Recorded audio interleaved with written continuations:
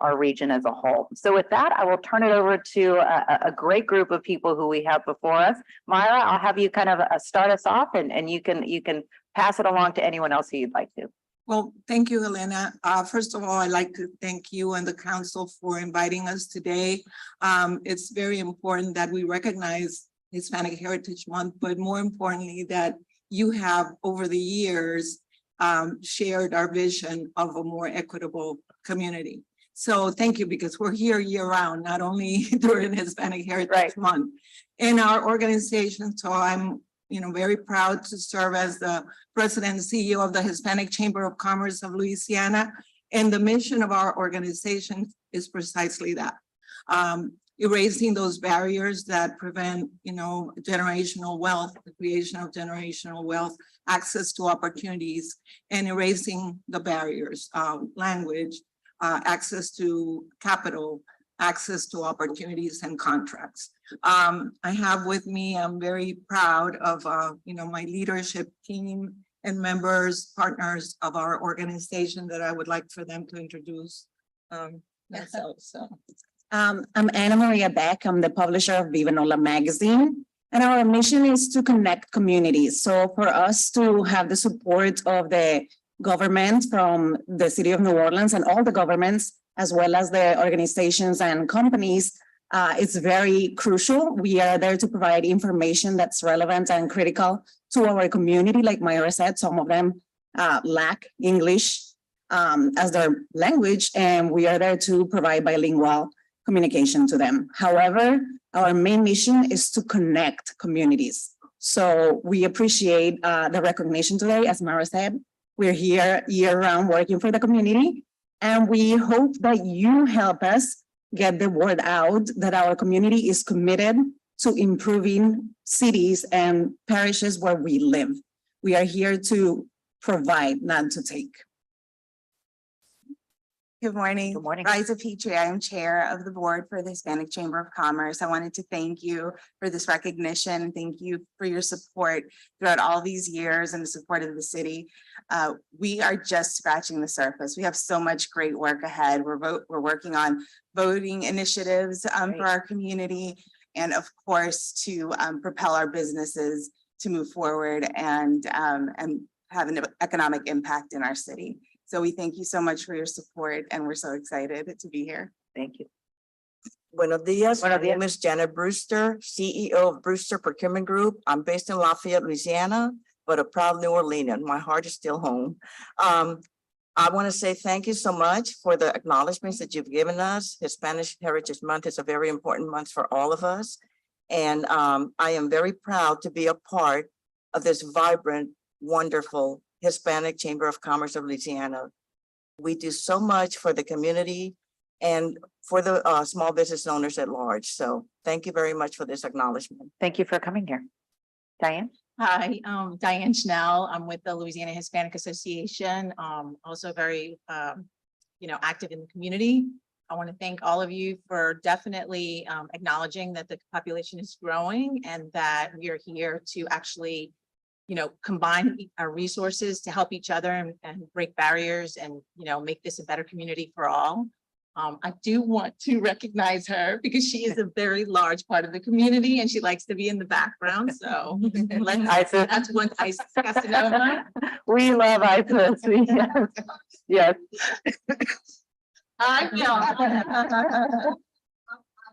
Isis, get over here because Sadie can take the pictures. On my staff, and we'll send them to you, Isis. We'll take the pictures, Diane. Yeah. And yeah.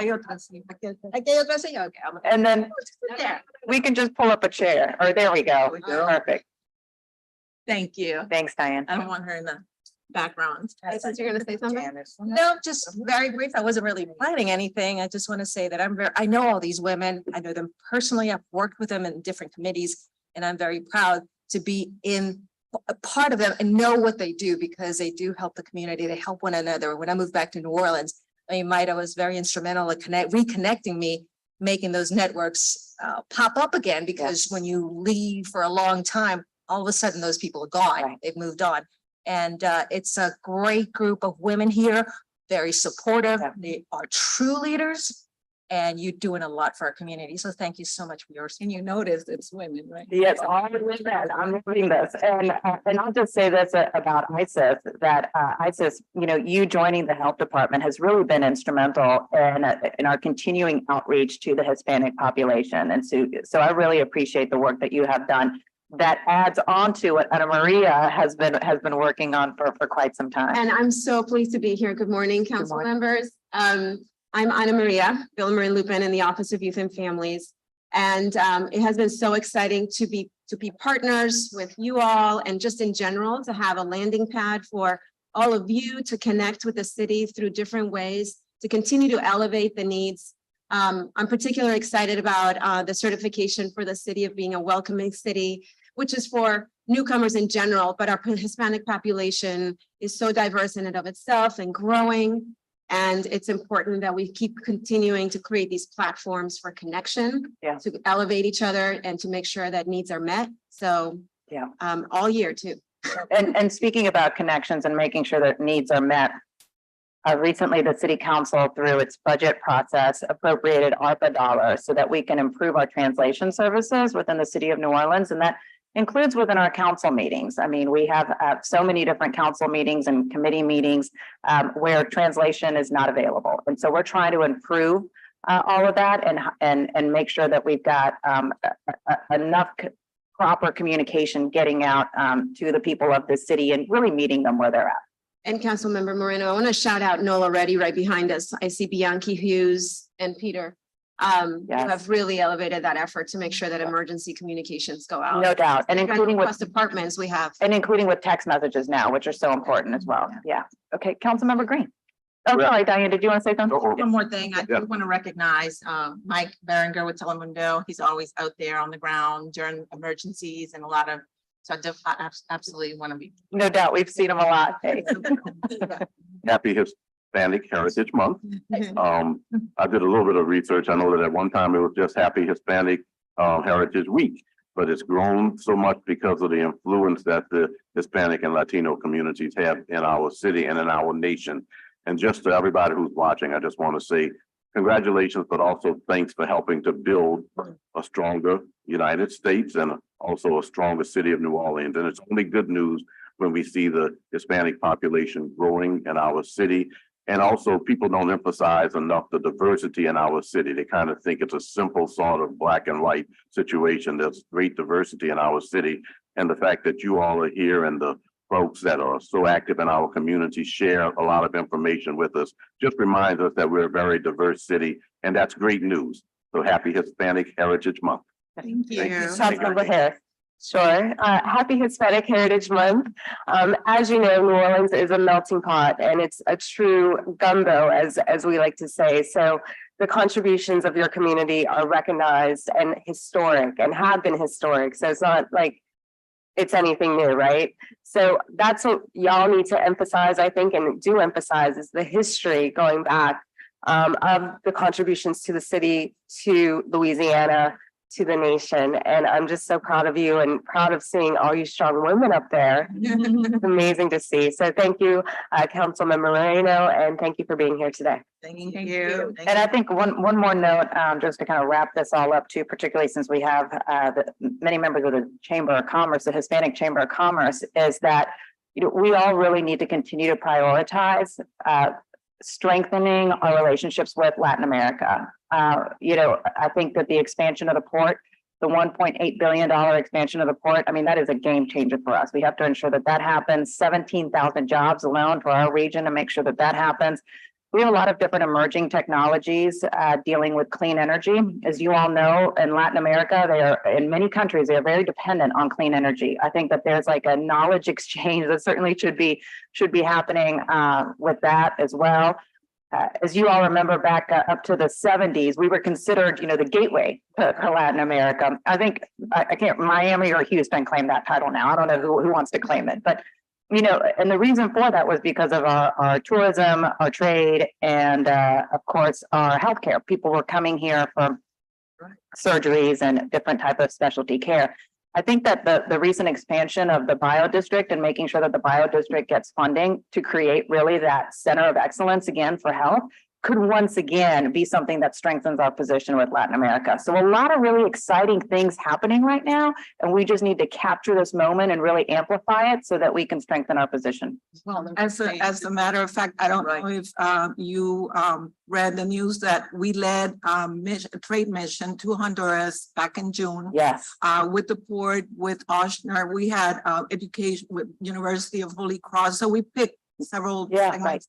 And really it was exploring what was out there. And there is so much opportunity. So much. Low hanging fruit. Yes. Precisely with the comments you just made that back in the 80s, New Orleans was the gateway. Yeah. And everybody over there was like, oh, we have such fun memories of New Orleans and Louisiana, but where have you been? We haven't heard from you. And then they are being visited and constantly, receive information from Miami or from Houston, or from Mobile. So we need to really work on that and go back frequently. Explain the critical and such privileged position of New Orleans and Louisiana and everything we have to offer. No doubt. And there used to be this running joke about, in Honduras about what's the biggest city in Honduras, New Orleans. New Orleans. And yes, and we're following up on that. I'm joining US Hispanic Chamber Trade Mission in November to Mexico. Wonderful. Yes. Because again, those are our backyard neighbors. Totally. To do more in that area. And I just had a meeting with Walt Leger at NOCO as we build strategy with Mexico. We've got the direct flight to Cancun. And so it is very ripe for Mexico to be, to have visitors coming in for that long weekend vacation, coming in on a Thursday, leaving on a Sunday. Like, what can we do to potentially do more with Mexico City? NOCO, New Orleans and Company now has a permanent representative in Mexico City. So there's so much that we can do, and it's just really exciting. So let's all keep doing what we're doing and keep pushing. And I just so appreciate the Hispanic Chamber and all the different organizations from helping us from everything to, of course, jobs and economic development, but also, really critical during really critical times like COVID, when we had the Hispanic task force and we were getting information out and we were getting people vaccinated and we were getting people tested. Like, you all were right there with us, boots on the ground. And I just can't tell you how much you all mean to me. So thank you and happy Hispanic Heritage Month. All right, I have a proclamation for all of you all. I'll read the very bottom part of it. It says, be it proclaimed by the city of New Orleans that the council proclaims September 15th through October 15th as Hispanic Heritage Month 2023 and honors the instrumental ways this community contributes to our common goals as we work toward a stronger, more inclusive society for us all. Congratulations. Thank you very much. We'll go down and take a picture.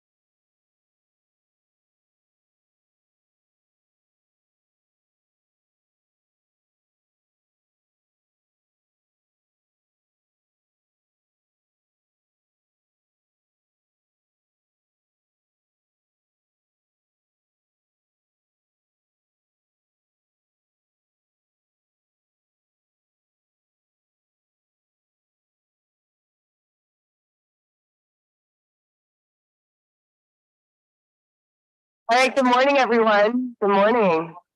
Before we get started, we have a special presentation from Ashe, from Asale.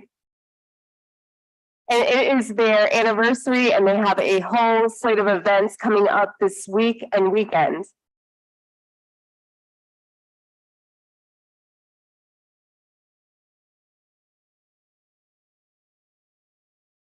Good morning. Good morning, Asale. How y'all doing? Good. Happy, what is this, Thursday? The Happy days Thursday. Moving so fast for me right now. We are very excited to celebrate with you all and the world our 25th anniversary. Ashe Cultural Arts Center has for 25 years been serving the artists, culture bearers of our city, really serving all of the people of our city and putting culture and equity at the forefront. And so this weekend, we are very excited to present our first annual rooftop festival. So this is going to be kind of a new thing that we bring to the city.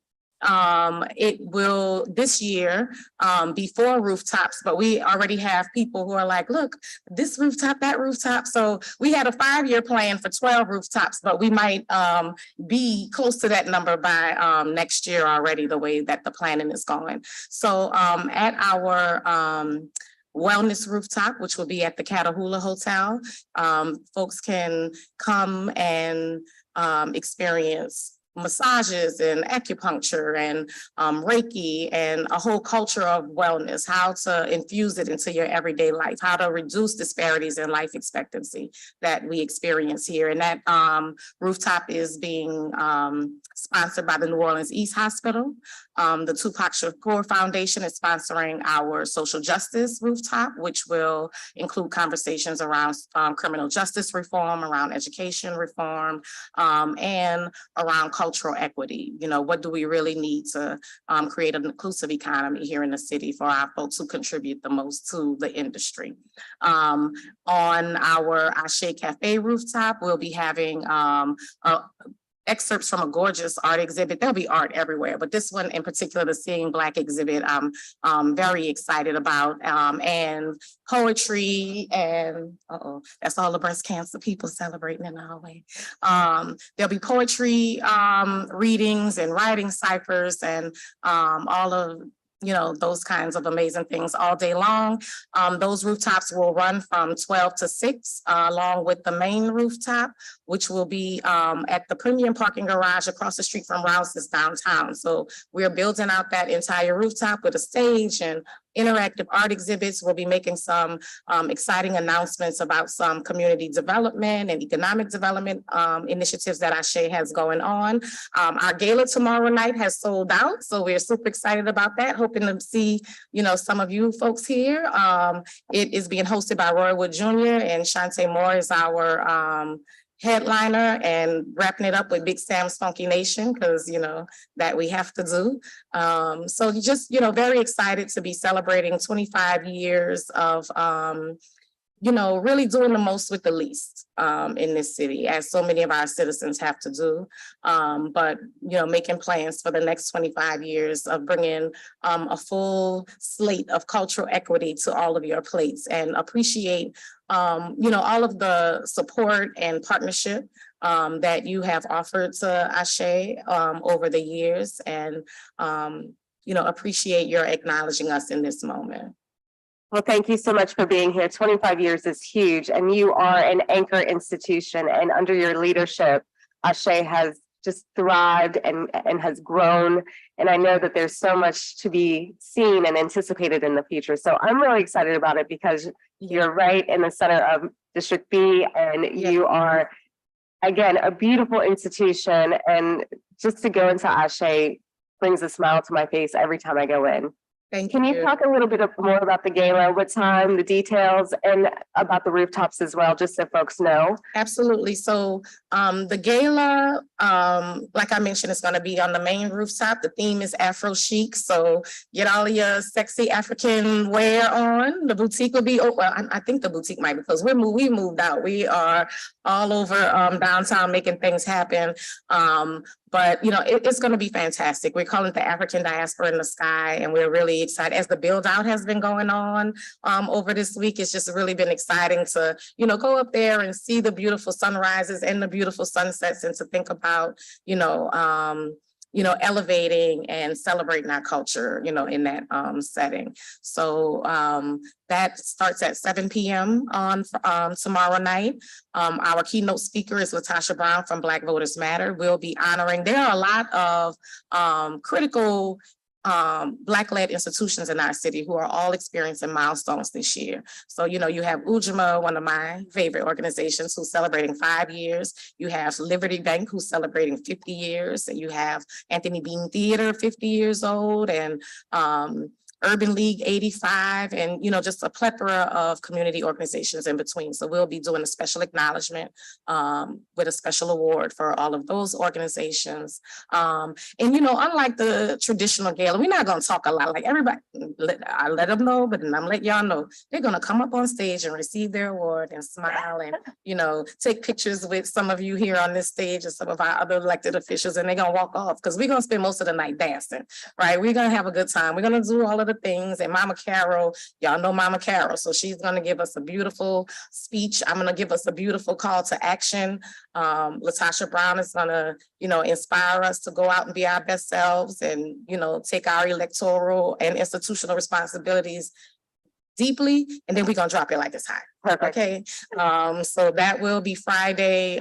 Saturday, like I mentioned, we have some great health practitioners and fresh juices and mimosas and all of those, great things, and acoustic music. And the Catahoula Hotel has come in as a, wonderful partner, as well as the New Orleans East Hospital and Planned Parenthood. And they'll have vaccines out there. Our community health workers will, be doing what they do and getting people connected to, all kinds of services that they'll find important to them.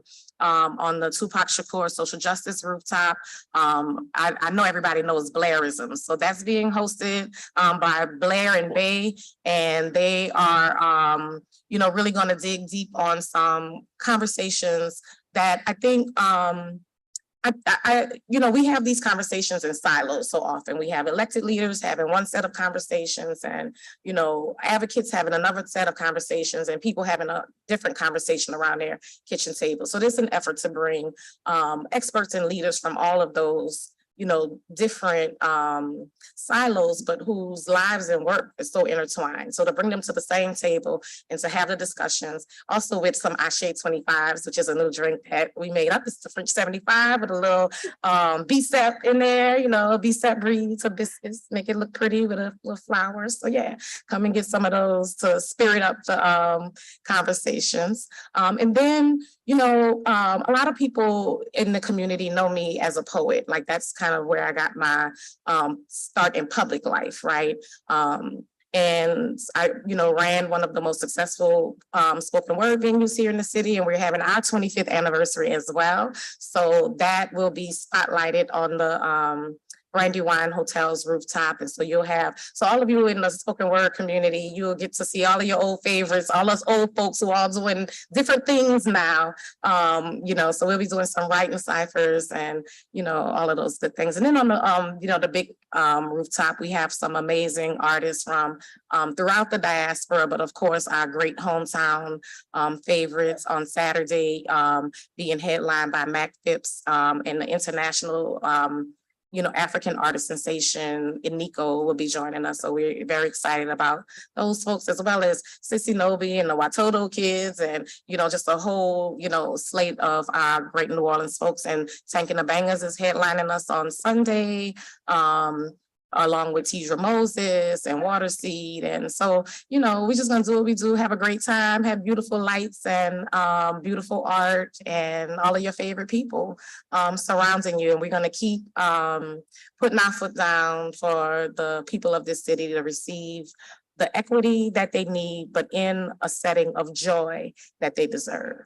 I'm so looking forward to this whole event, and I might take off Monday because I know I'm going to be out there the whole time. Yes, I know you're taking off Monday. No, listen, don't come to 1712 at the Castle Haley Boulevard next week, okay? My team is off, but we're gonna put it all out on the field and on the floor for y'all this weekend, so you're not gonna miss anything. I can't wait. Councilmember King. Morning. Good morning. 25 years, that's a milestone. That says a lot about you, what you're doing, what your crew is doing, to be around for 25 years. A lot of folks don't make it, a lot of groups, organizations don't make it 25 years. I look forward to this weekend. I'm gonna make as much as I can. Yes. And you do a lot. You're centered in Uptown and OC Hill, but you do a lot throughout the city. And we appreciate what you do and what you're planning on doing in District C. And again, throughout the city. So just thank you for what you're doing. Most important, thank you for keeping our culture alive. We see it kind of eroding a little bit every almost every day seems like, or every so often. But you and members of Ashe and just people of Sound Like Entertainment are doing a lot to keep that culture alive. So definitely appreciate that and keep up the good work. And hopefully we can be here for another 25 plus. At least. Yes, at least. Thank you. Councilmember Moreno. Well, great to see you this morning. too. And yeah, and congratulations on 25 years. You know, you just do such tremendous work, and you're always, you know, coming by my office, letting me know what's happening and what's going on. And I really appreciate that. And I'll also say this, it's like, Ashe has been part of so many important conversations in our city. Yes. And you've also not only had the important conversations with folks in our city, but it really amplified the conversation to the state and federal leaders as well. I mean, Director Guzman was recently there, the director of the Small Business Administration, as we talked about how Black businesses in particular can be prioritized, and how minority businesses can really get the assistance necessary from SBA. And that important conversation happened at Ashe because of you. And so we just very much appreciate not only, of course, all the support that you do to amplify our culture, but also the important topics that Ashe also amplifies as well. So keep it up, and no doubt about it, at least another 25 years. Yes. Thank you so much. Congrats. Councilmember Murrow. Thank you. I think a lot's already been said. I know from my experience in almost 13 years in the legislature, Ashe was always a presence. You guys have always been the center of the Central City community as far as creating a safe space for conversations of organization. I know that every single year I was there, Senator Peterson made sure the state was able to provide some support. And I'm sure Senator Duplessis is doing the same. Yes. And I'm looking forward to, as the council finally gets our youth recreation and culture fund up, also provide assistance to Ashe for all the critical services you give to everyone across the city. You are truly a incubator for our culture, for our adults, for our kids, for everyone. And you continue to preserve what makes New Orleans, New Orleans. So thank you for 25 years. I'm sure you will outlive all of us up there. Thank you. I don't know about that, but Certainly, Councilmember Green. but I sure will. Thank you very much for your enthusiasm and your strong support for our community. It's unbelievable that it's been 25 years in some respects, but I will give you a very favorable story. I was the head of economic development under Mayor Morial when the Venus Gardens building was about to fall into the street. We had to divert traffic off of Aretha Castle Haley, and government came together with the private sector and with the community and decided that we would make loans available and also grants available. And also we would involve the community in creating an asset that was going to change the entire landscape of that community. And the Ashe Cultural Arts Center did exactly that. And it continues to do so. I'm just so pleased that over the past 25 years, so many activities have taken place, so much sharing of the space with the community, from meetings, from everything from police reform meetings to community development to hosting youth, the boutique hosting and having available to it products that you can't find outside of the Ashe Cultural Arts Center. So thank you very much for what you do in terms of your enthusiasm. And this is a great day to celebrate 25 years. Again, a grocery store was about to fall into the street, light and neglect. Government, private sector, and the community came together and provided resources and ideas that made it the success that it is today. So continue to grow. It's amazing to look at you're having grown from Aretha Capoeira to Barone Street to now the festival, which is exciting. I like that name, the rooftop. And we're Festival. building a Black-owned hotel across the street. And we're building an artist residency on Ferret Street. Wow. We're doing lots of great things. That is, to your point, Councilmember Green, you know, really about bringing lots of collaboration and lots of participation together. Right. So I want to say I appreciate the leadership that you showed back then. I appreciate the leadership that every single person on this council has showed and shared with Ashe over the years in many different ways. And I want to say that Ashe is singular, but only because of a lack of resources for other organizations in the community, right? There can be many Ashes by other names, right? If we had that same level of investment in the kinds of, you know, Ashe is a thought, an idea, a dream, really, that a lot of people have been able to get behind, and that's been because of some shared leadership and because you had a visionary like Carol B. Bell and a worker like Doug Red. But we have lots of organizations in this city that have the same potential. And so I encourage all of you to really you know, relook at how we invest in organizations in this city, the ones who serve citizens and the ones who serve tourists. And I'm gonna leave my little thing at that. We understand. But you hear me though. Right, we hear you and understand. A Yeah. great success story. Thank you and congratulations. Thank you so much. And I'm so glad that Councilmember Thomas joined us because I would not have felt complete without hearing his Ashe story. Well, I think sometimes people get tired of hearing my story, but if you don't know where you come from, then it's really difficult to know where you're going. If you don't know where your city comes from when Central City was the city of Magnolia. Hello. When it had working class African Americans who worked on the riverfront and worked in government. When that part of the rural garden district was called the Black Garden District because of the gardens and the African American families who lived in those big homes. When former Mayor Mark Morial stood on the corner of St. Andrew and Aretha Castle Haley and dedicated $250,000 to the streetscape and landscaping.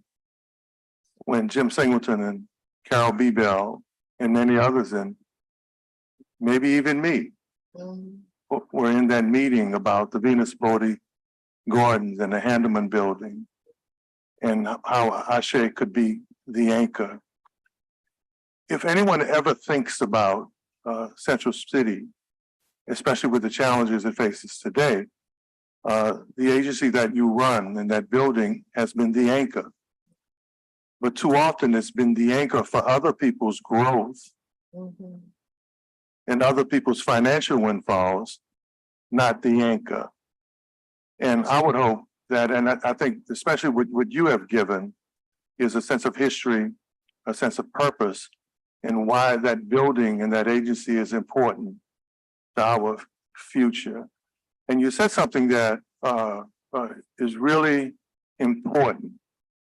We have a lot of fly-by-nights now that have popped up in our city that are competing for funds, in many cases that allow voices and are getting in front of historical African-American organizations and groups that have been fighting for those resources for 120 years. It doesn't mean that we don't include those groups. But what it means is that if there's a windfall and if there's other money, let's call the people who were there first back to the table to make sure that they're not forgotten and that they're resourced. And that's a real effort here in this city because things are changing. But when things change, I don't think you forget or disrespect the efforts of the ones who fought for the change. Well, absolutely. And I think that if we just make it a habit to do things equitably, if we make it a practice to infuse equity into what we do, then that excludes that from being able to happen, right? Because equity is a formula, equity is data centered and advised. And if you have a truly equitable system in place, right? And we put the systems in place. Equitably starts with the E. Yeah, It could be everyone. that's right. Politically starts with the P. It could mean just politics, and racially starts with the R. It just could mean, It could not mean anything. It could also mean something very, very specific. And we have the power politically. let's rock and roll. You got a great group up here that Yes. supports history and supports your group, and Thank you all. one word. Bottom of my heart. Ashe. Ashe, oh, Ashe. Ashe. I'm sorry, I didn't see you, council member, come in. It's all right. I came in late. I think we talked about this. Our association was, the Young Leadership Council bought their building on UTARP right next to Ashe. Mhm. And it was always important because as we talked about buying and investing, we wanted to be in Central City. Mhm. And I learned while I was there, maybe not having grown up understanding, but being right next to it, all of the fine work that Ashe does, what a center it is. And really, now that I've been elected, all the good work that you do, making sure that the community is so well served. So we really appreciate your being Well, here. I'm glad y'all don't mind when I bother y'all. Not at all. Not one iota.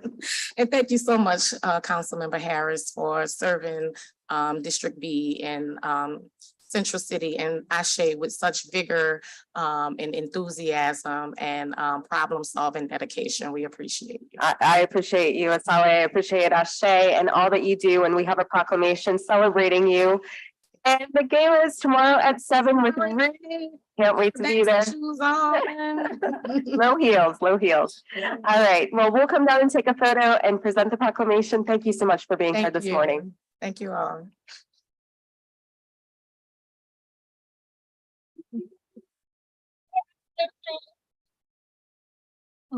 Dr. David, I'm sitting in your seat.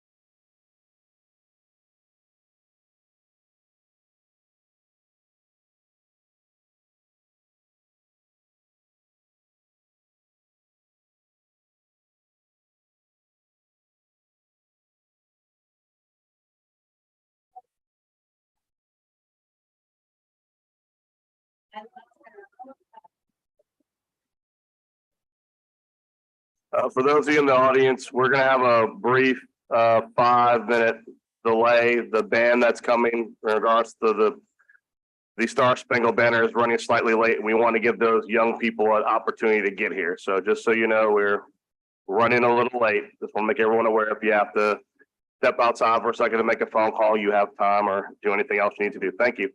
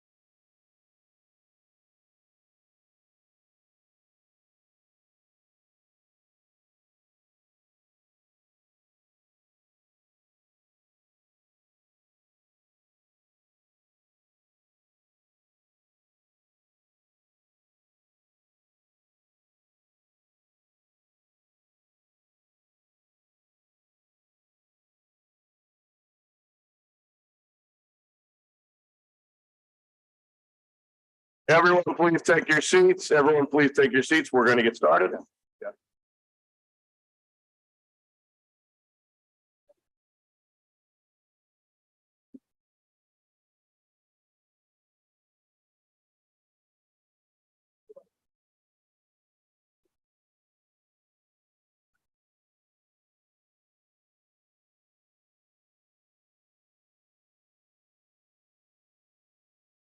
All right, Madam Clerk, whenever you're ready.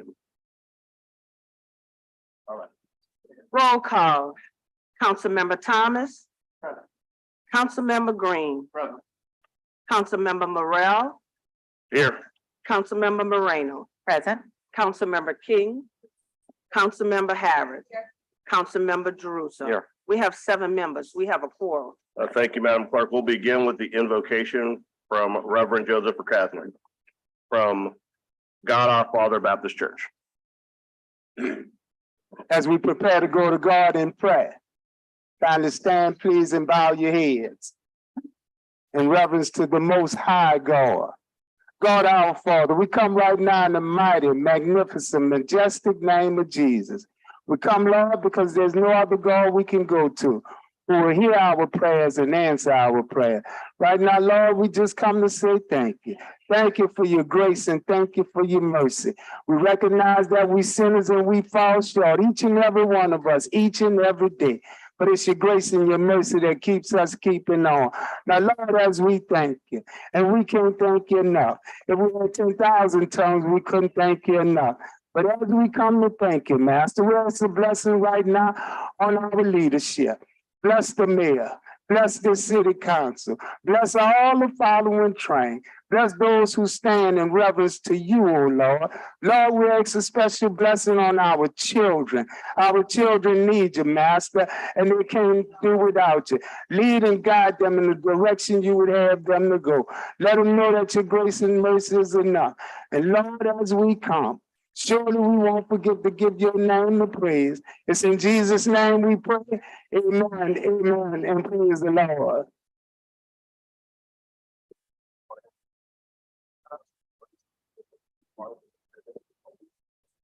Okay. Next up, we have Aronisha McHale doing the Pledge of Allegiance from Martin Luther King Jr. Charter High School, as well as the Star Spangled Banner by the band from Martin Luther King Jr. High School.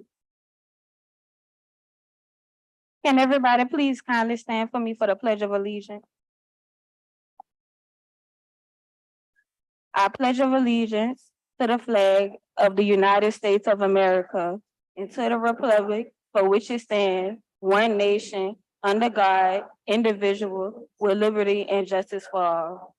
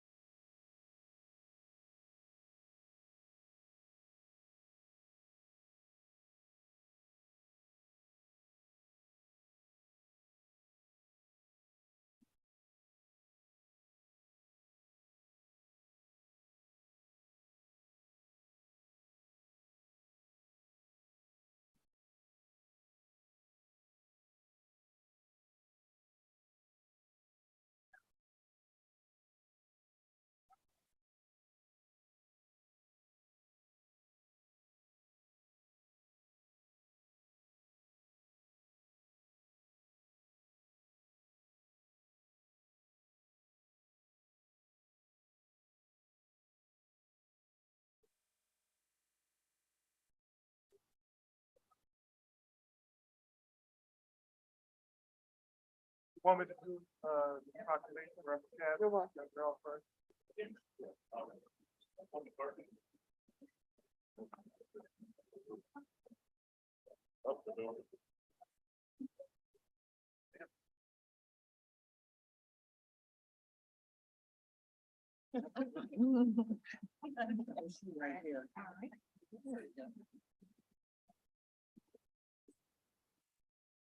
If Reverend Recasna could come back up to the dais. Miss Monique Cook could also accompany us. And Aranisha Mikkel, if you guys could come back to receive your proclamations.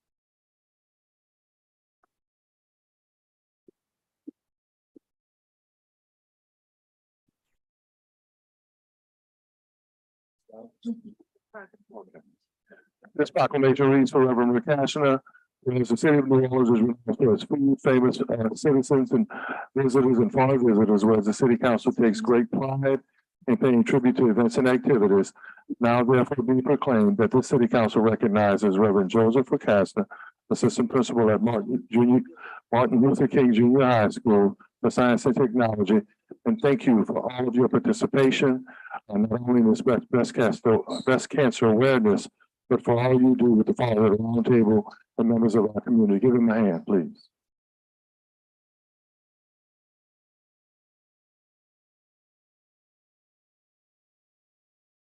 This is for Miss Aranisha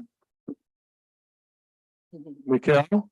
It says the same, but this council recognizes Miss Mikkel at Martin Luther King Junior High School for Science and Technology. And thank you for participating in this city council and this breast cancer awareness event, and for fighting with other women in faith and hope to defeat breast cancer.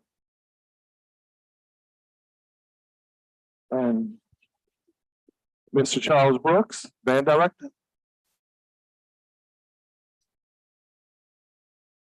And is Ms. Cook here? Okay, yeah, you can accept this one on our behalf.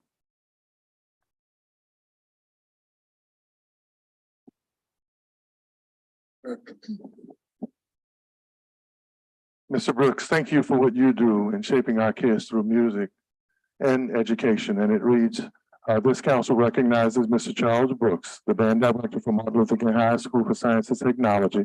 And thank you for participating in this event for breast cancer, but also for all that you do to shape our children through music and education. God bless you, sir. Thank you. First, we want to thank God for all his multiple blessings. Also, we'd like to thank Councilman Oliver Thomas, a true servant of the community of New Orleans. I'd also like to thank this council for all the hard work that they do over the years in order to make our city better. You may not always get it right, but we know with the spirit that you're working there, it's gonna work out and be all right. And I'd also like to thank my Aunt Lena Craig Stewart, who's always been very supportive to me and everything that we do. So thank you all very much and God bless. Thank you, Ron.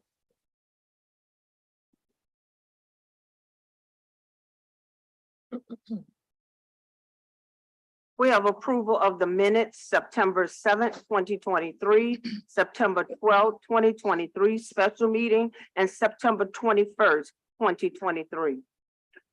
Councilman Green has moved to approve the minutes, seconded by Councilmember Harris. Please vote your machines. 6 yeas, no nays. The minutes are approved. Are you ready for the breast cancer awareness, Mr. President? Absolutely. Okay. First of all, thank you and good morning, and thank everyone for being here. As most of you know, October is National Breast Cancer Awareness Month. We would be remiss if we did not acknowledge the brave men and women who battle this disease while doing their part and our part to help raise awareness. This is an important national health issue because breast cancer is common and it can easily touch the lives of any of us, male and female. This year, members of NOPD are wearing pink badges to show support for their fellow coworkers, loved ones, and community members. This is the 6th time in NOPD's history that officers have worn the pink badge.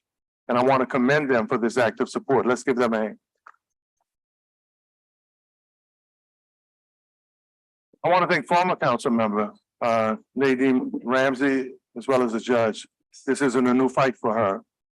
Before she was elected and when she was a judge and a council member, she brought awareness to this dreaded disease that is plaguing a lot of our women.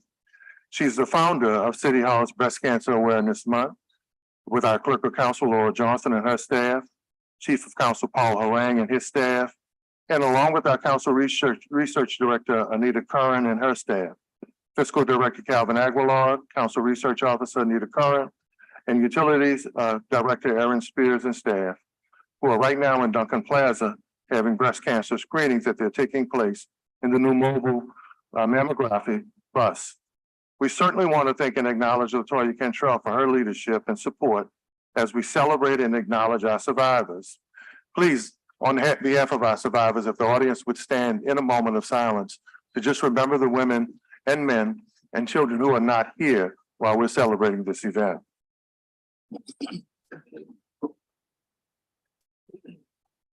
We also want to acknowledge and thank our honorees. And while we acknowledge these survivors, let's remember Miss Rebecca Cornwell, Marilyn Ankar, Deborah Violet Chapman-Kareem, Attorney Carol Neff, Judge Ramsey again, of course, Miss Leslie Bowie, and Corinne Villavaso. Breast cancer is most frequently diagnosed amongst women in Louisiana and the United States. Many people don't know this, but men can also be diagnosed with breast cancer as well. The Centers for Disease Control and Prevention state that only 5 to 10% of breast cancer is hereditary, meaning you can still get it, even if there's no history in your family. Our panelists who are gathered here today will share data about breast cancer, also while we celebrate our survivors and remember those who have passed. I'm happy now to introduce several experts, activists, and supporters and philanthropists who have committed their lives to this fight against breast cancer. We can sit now. Joining us at the dais are the Honorable Nadine Ramsey, the founder of this event, Dr. Denise Rubion Johnson, Prophet Fran Love, Pastor Love, who's not here today. Let's remember her also as a survivor and someone who supports this issue. Dr. Sean McKinney, Attorney Carol Neff, Lisa McKenzie, and Varela Ogwin. I'll turn it over to Judge Ramsey so you can introduce the panel and start your comments. Judge Ramsey. Thank you. Good morning, and certainly thank you to the New Orleans City Council for inviting us to take part in this event in recognition of Breast Cancer Awareness Month. We're happy to be here. As a two-time breast cancer survivor, I understand certainly the anguish and the dread that can occur in a family, not only in a family, but within friends and everyone who loves you. And it was with the support of my family and my friends that I was able to get through that disease. My message has always been early detection. At the time, I knew that I had, the first time, I knew that I had missed one mammogram in many years.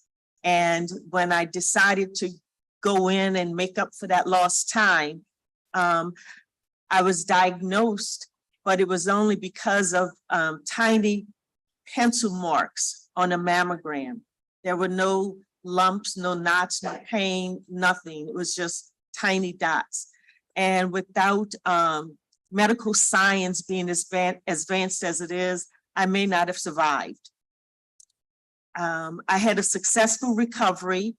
And the second time I was diagnosed, it was because I had been taught about self-check and early detection that I noted a lump the size of a pea gravel, less than an inch. And so my message to everyone, male and female, is to just be aware of your body, take time and slow down. Actually, the second time, it was a period of time where I was going through a lot of things and juggling and doing 100 things at once and took a short vacation. And it was when I slowed down that I did realize that that tiny lump was there.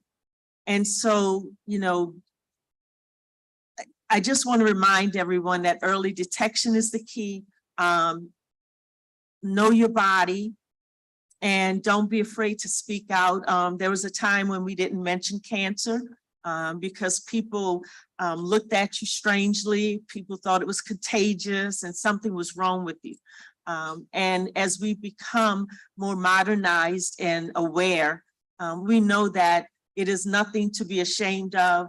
And it is actually a sisterhood, a malehood, because we have honored men survivors in this event.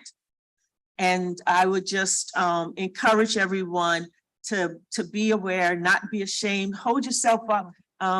If you get through this, it is a moment of pride, because we know that many of our loved ones did not survive. So thank you again to the council for this wonderful opportunity. Miss Lena, I don't see her in here, but Miss Lena worked with me very hard to get this first event planned 10 years ago. And we were able to have the mobile units out front. We had the health department working with us for the city of New Orleans. And it was just a wonderful opportunity for the people of the city of New Orleans. So thank you all very much for what you've done for the last 10 years and certainly for allowing us to be here today. Judge, if you want to acknowledge and get comments from the rest of your colleagues before the council chimes in, please. Dr. Johnson. Oh, huh? You're up, Doc. Oh, I'm up? Okay.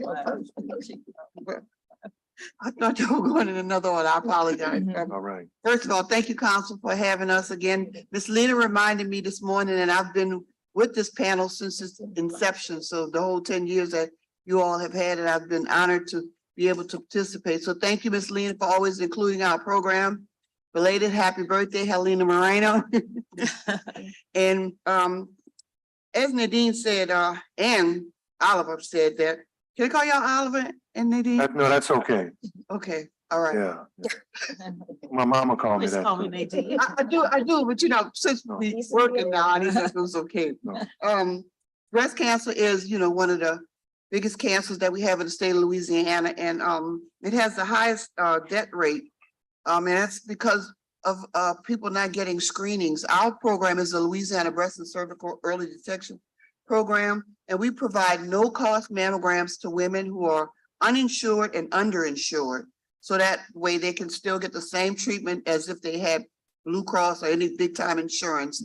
There is Medicaid provided for those women so that they can get the care that they need. We also help with the follow-up throughout with our partners like University Hospital with Dr. McKenna. And mammograms are done at New Orleans East Hospital with Dr. Davis and her group. And we have 3 providers that actually see the patients. That's at the St. Thomas Clinic, the New Orleans East Clinic, and Universal Medical Center are the 3 local providers that provide care. We also provide transportation for the women who can't get to the mammogram screenings or the subsequent appointments. We give them this through giving them gas cards if they have a car, or bus tokens to catch the bus. And that way they can't miss the appointment because of a lack of transportation. So we remove that barrier. We remove as many barriers as we possibly can to help the women get to their appointments. And we now are big on using patient navigators, because the patient navigators help set up the appointment. They help remove any barriers that the patients may have to keep them from attending the appointment. And they just kind of hold their hand. If they're afraid about getting the mammogram, because I've heard women say, I've never had a mammogram, and they're in their 60s and 50s, and they say they never had a mammogram because mammogram hurts. I try to ease their fears when I educate in the community by saying things like, it's a little uncomfortable, but it's life-saving and it is a necessity. So, you know, you may feel some discomfort for a few minutes, maybe seconds, but it's not worth the risk of not having a mammogram at all. So the navigators kind of reassure them after I educate them in the community. We go to churches, we go to church groups, we go to senior groups, we go wherever the program is invited to increase awareness about the importance of early detection. And our program's big thing is that all women should be treated with dignity and respect, regardless of their ability to pay. We want all women treated equally, even if they don't have the money to take care of what they need to take care of for their health. We find other agencies like Macy's as the donor who helps supply us with the money to get gas cards and bus tokens. So we outreach to the community to help us help the patients.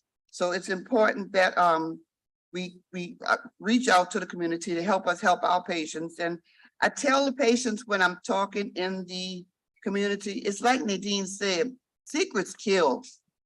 When you don't know your family history, that can kill you. Because a lot of times when I'm actually doing a history and physical on a patient and I ask them, so does anybody in your family, immediate family have breast cancer? And they tell you stuff like, well, I don't know. I don't know. I know Auntie was sick a long time ago, or Nana was sick a long time ago. Somebody was always sick a long time ago, but nobody knew what the sickness was from. So I encourage the community. Those secrets about not telling people in the family that you have breast cancer, that can cause a family member their life, because we do genetic testing now, and that can let them know that they need to start doing their screenings at an earlier age if need be, or they have to get screenings if they're not doing it. So we get all kinds of excuses in the community. When I ask women, the other day I was at a church and this lady was 55 years old and she had never had a mammogram. And I said, well, may I ask you why you've never had a mammogram? She told me breast cancer doesn't run in her family. And I said, but that's not an excuse to not get a mammogram. You know, you may be the first person. I'm not saying you have breast cancer, but you may be that first person in the generation link to have breast cancer. And they give me excuses like, well, I have to take care of my children, my grandchildren. I got to do all of these things before I can worry about myself. I tell them if you're on an airplane and it hit turbulence, the airline stewardess tells you, put your mask on first. Because if you don't put your mask on, you can't help the person next to you. So women, you can't help your children, your grandchildren, your nene, your parent. You can't help nobody if you don't help yourself. So do the things that's going to help you to help other people. And that's taking care of yourself first. Thank y'all. Thank you. Next, please. My next. Hi, everybody. My name is Lisa McKenzie, and I represent an organization called Unite Empowering Events and the We Lift You Up Fund. It's a 501c3 public charity. And thank you for having me. By the way, this is my third time sitting on the panel. Thank you, Alina. We address the critical component of emotional and mental healing after you're told you have cancer. If you have the right mindset to go into the fight, you will have a better outcome. And we do that by bringing women together of every size, shape, age. It doesn't matter. It's women who want to come together to find support, because sometimes the family members will say, you know, their hands are tied a lot of times. As a family member, you can say, I'll pray for you, but a lot of times you don't know what to do past that. And so we take over where that happens. We work with physicians and hospitals who refer their patients to us because doctors only have about 10 minutes. I don't know if that's accurate. You have less than 10? No, more than 10. So you're one of our outstanding physicians. But we hear from our ladies that we work with that, you know, you go into a routine office appointment or an appointment regarding your oncology visit, and they don't have really a lot of time to get into the emotional side effects that are occurring, the fear of death, all of this crazy side effects that women battle. And I would just say one of the reasons early detection is key is because a stage 1 diagnosis is a lot easier to battle than a stage 3 or 4 diagnosis. The side effects, the treatment, the medicine is going to be a lot different. So don't put off those screenings, because what you might battle later is going to be a lot harder. So Unite, we bring together women in St. Tammany and New Orleans. We've helped over 500 women since we were founded 10 years ago. And we do all these really amazing healing arts programs that help women address their trauma, release their trauma, find their joy and their passion, and then they go forward and help others. It is amazing what happens once a woman discovers the power she has after a cancer diagnosis. She can beat this, and we bring the tribe together, the support mechanism to help them along the way so they can go and live a great life after. And by the way, we have an event coming up October 14th, it's election day. Okay, no one told me at the time we scheduled this, but maybe by the time you're all done that day, you could come join us at beautiful Gallier Hall. We want to thank the city for helping us. We have a French Renaissance, like Marie Antoinette style kind of theme happening there. So it's the perfect venue. And we have a runway show where over, I would say about 90 cancer survivors are going to be walking that night. It's so inspiring. And last year we broke the Guinness World Record for the most models in a fashion show, 430 models at Sugar Mill. And so we put, New Orleans on the map for that. But anyhow, thank you so much for having me. Thank you. Thank you. Dr. McKenna. Good morning, everyone. I'm Dr. Sean McKinney. I'm a breast surgeon here in the city who works primarily out of University Medical Center. I want to thank you all for having me here again and for celebrating your 10-year anniversary of recognizing breast cancer awareness this month. I want to highlight some of the steps that we are taking at University Medical Center to close the disparity gap that we do see with regard to this diagnosis and treatment. In Louisiana, we are going to have almost 4,000 women who will be diagnosed with breast cancer over the course of this year. And almost 700 or so of those women will not survive the disease. Our incidence rates are higher here in Louisiana than the rest of the nation. And our death rates, especially in the African-American community, are higher here in Louisiana. Although we know that some patients, just due to the aggressiveness of their disease itself, they may not survive a diagnosis of breast cancer, but most women can survive with either stable disease, and many can have their disease totally eradicated. One thing that can make the difference that everyone keeps stressing is time. Time is one thing that we can never get back.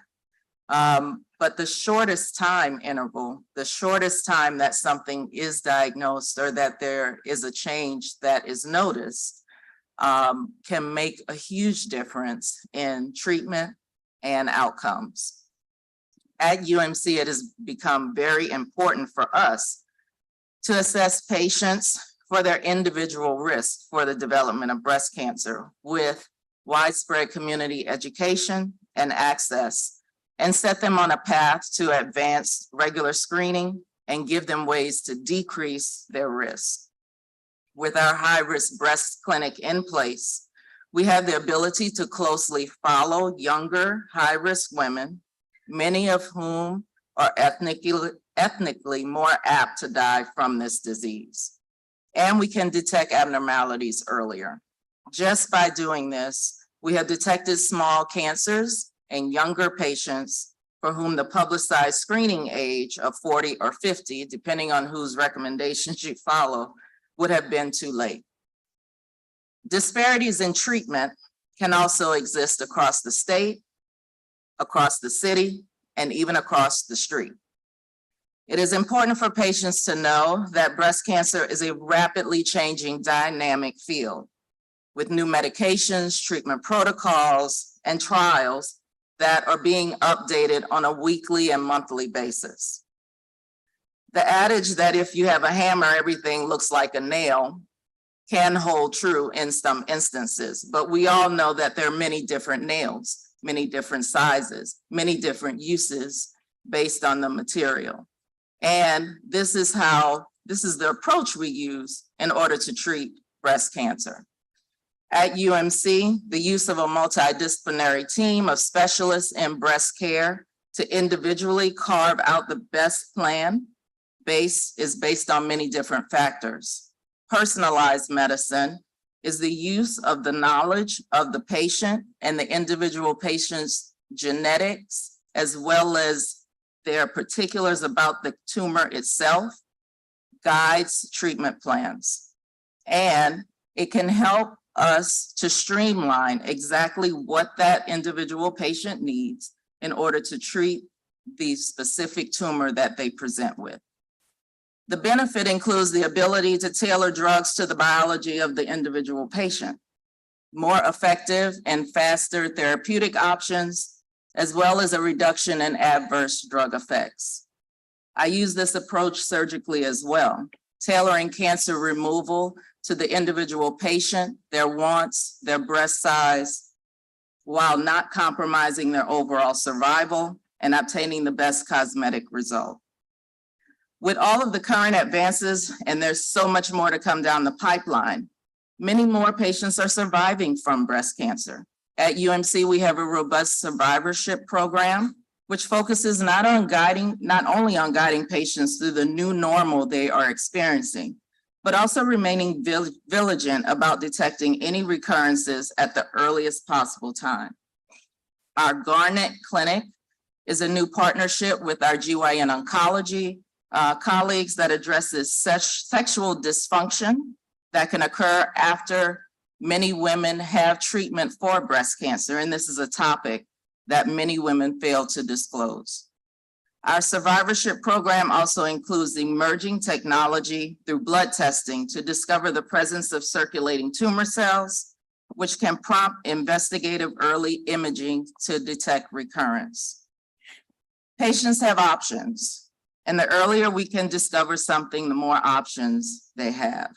In Louisiana, we are able to, and we have the opportunity to, make large strides in our current numbers. And there are many opportunities to make a difference. The goal is providing equitable access, prevention, treatment, and survivorship options to each patient.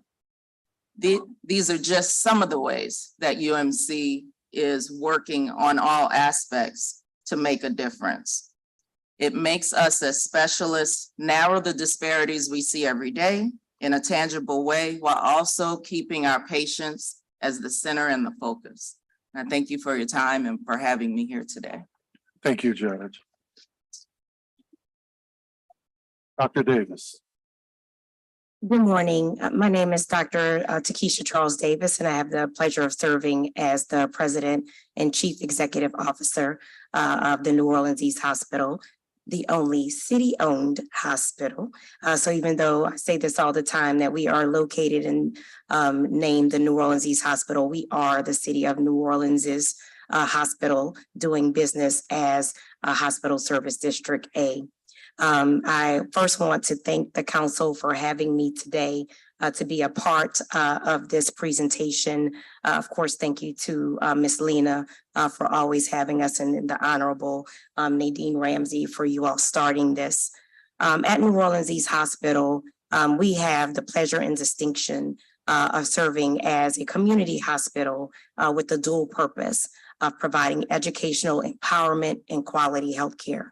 That educational empowerment is center to our discussion today, because our key role in helping to combat the breast cancer epidemic is educating our community about the importance of early detection, as we've discussed, and also the ability to have easy access to care and getting to specialists like Dr. McKinney at UMC, one of our sister facilities, or getting services from Dr. Rubion Johnson.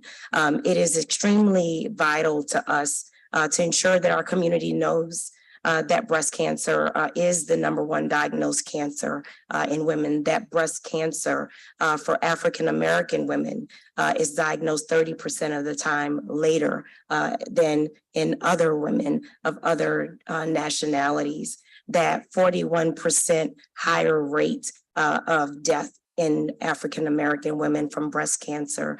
And as Dr. McKinney stated, there are many, many reasons for that, but a significant portion comes from late diagnosis and not having the time to be able to use all of the state-of-art best practice standard treatments that we know exist today.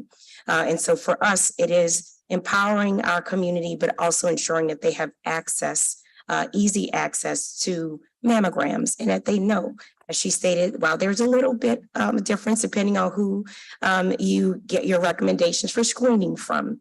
In 2023, the United States Preventative Task Force lowered the age for the first mammogram screening to 40 and said that you should, at the age of 40, begin screenings and get those screenings every 2 years. So we encourage our women and men to know their bodies, as the Honorable Nadine Ramsey stated, but also access the services that are available to them. At New Orleans East Hospital, through the Louisiana Breast and Cervical Cancer Program, and the other hospitals in our community.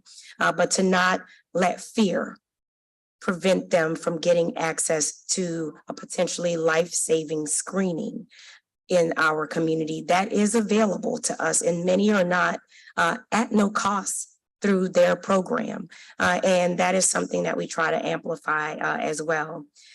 We will be continuing that mission as we have been at New Orleans East Hospital, not just at the hospital, but through our purple community vans that hopefully everybody has seen by now around our community, and providing that educational empowerment with our community health workers.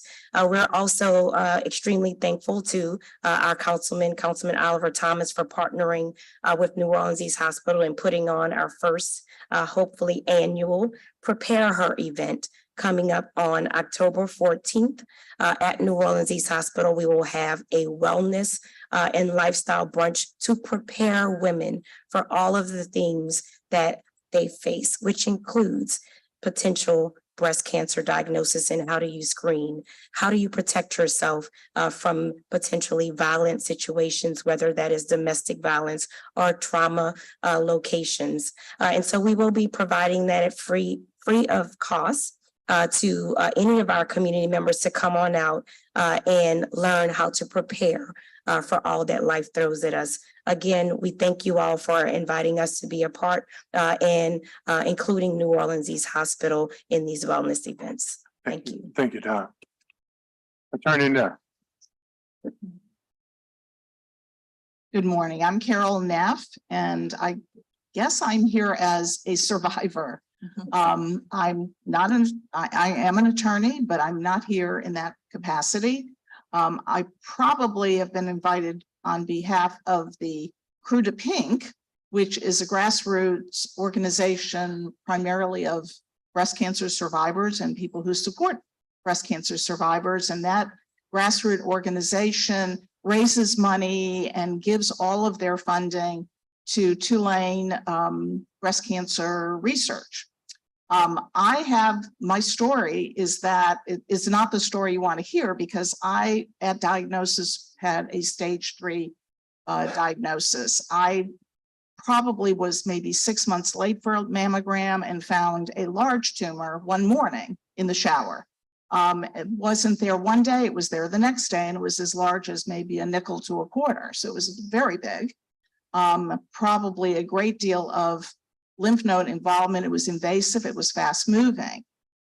So in a course over a 10-month period of first chemotherapy to try to reduce the tumor, to having a lumpectomy and not having clear margins, but having a lot of lymph nodes still with cancer, I went back 10 days later for a mastectomy and reconstruction. And because there was so much cancer still showing in the lymph nodes after 6 months of chemo, retroactively, it appeared that I might have had as many as 20 plus affected lymph nodes. So back into chemo again, post-surgery, then radiation, and here I am, and it's 24 years that I have been cancer-free. Now, I have become the poster child for breast cancer, because anyone who gets a family member or friend who has a diagnosis calls me. And it's not necessarily because my experience is instructive, because it really is not. With this many years having passed, what is available in terms of diagnosis and treatment has come such a long way that my own personal experience is not what they want to hear. What they want to hear is, I'm still standing. So therefore, you can, if I could get through it with a stage 3 in a very advanced case, of course, you with your 0 or your stage 1 or whatever will have an easy go of it, and your treatment is going to be much less invasive, and you'll get through it. My husband has become the go-to person for the supportive partner. He's been the example to so many spouses, partners in every respect, to support the woman going through the cancer treatment. So I'm just grateful to be here. I do have a lifetime issue with lymphedema and cellulitis from time to time, but I'm able to get through that. And I'm just so grateful that I had the good luck of being in the hands of the best possible physicians and got the best possible care. And here I am, and I am so grateful to those of you who are out there helping women with diagnostics, helping women and men with treatment. So thank you, and thank you for inviting me to be here. Thank you, Attorney. Ms. Ogwin. Hello, my name is Varela Ogeen. I am the Deputy Director of the Health Department for Equity and Quality Improvement. Thank you for having us every year on behalf of Dr. Jennifer Avegno and our department here at the city. I'm going to talk a little bit more about breast cancer disparities among New Orleans residents and the inequities that are experienced by so many. While breast cancer survival rates have improved significantly in recent decades, there remain significant disparities in incidence and mortality among racial and ethnic groups. Specifically, Black women in New Orleans are more likely to be diagnosed with breast cancer and more likely to die from the disease than white women. Despite medical improvements in early detection, diagnosis and screening, many Black women are less likely to obtain adequate treatment compared to white women. Given all the research and work that has been done and conducted for breast cancer treatment within limited success for African Americans, new strategies and approaches are needed to promote breast cancer prevention, improve our survival rates, and reduce breast cancer mortality to improve the health and outcomes of racial and ethnic minorities. So what are the causes of the disparities? There are several factors that contribute to breast cancer disparities, including socioeconomic status. It is found that Black women in New Orleans are more likely to live in poverty and to have less access to healthcare, which can make it extremely difficult for them to get preventative care and early detection to breast cancer. Racism and implicit bias in the healthcare setting has also been found to cause the disparity, with African American reporting discrimination, which leads to misdiagnosis and mistreatment. The impacts of health disparities show that when Black women are diagnosed with breast cancer, they are more likely to be diagnosed with the later stage in the disease, which is more difficult to treat, as we've learned today, and less likely to be cured. Black women are also more likely to experience financial hardships and other negative consequences as a result of their breast cancer diagnosis. So I'm here to talk about what can be done. There are several things that we can do to address the disparities in New Orleans, including increasing the access to healthcare. Black women in New Orleans need to have access to high quality healthcare, including preventative care and early detection services. This is crucially embedded in our health department's strategic plan and our CHIP plan, which is our community health improvement plan. But we partner with several of our local health centers and hospitals in our chronic disease and prevention work groups to promote early detection and screenings. And also just supporting research on breast cancer in Black women.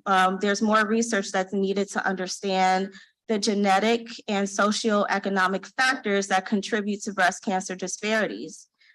So breast cancer disparities are a serious problem here in New Orleans, and just by addressing these factors that contribute to the disparities, we can improve the lives of women in New Orleans and ensure that everyone has equal chance to beat breast cancer. Thank you.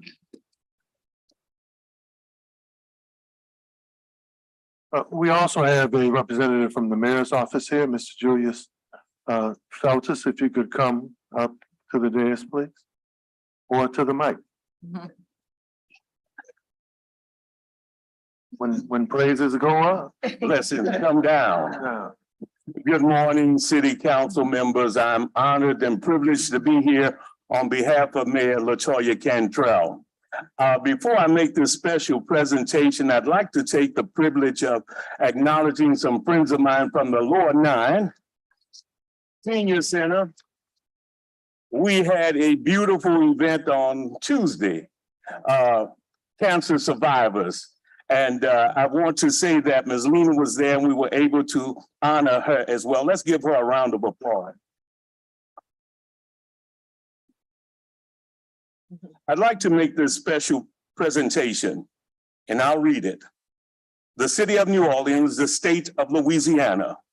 Be it known that Mayor LaToya Cantrell, the city of New Orleans, presents a special day of honor bestowed upon the Honorable Nadine M. Ramsey in recognition of your role as founder of the breast cancer awareness event in the city council chambers.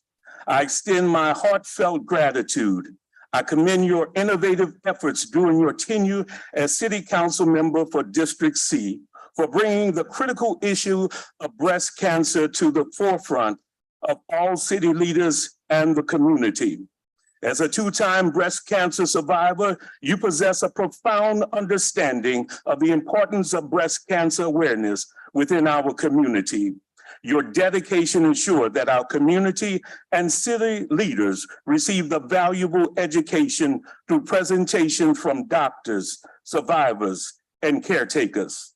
Furthermore, you utilize your voice and platform to encourage residents to get their annual mammogram screening. I commend you for your significant contributions to the breast cancer awareness and for your exceptional public service.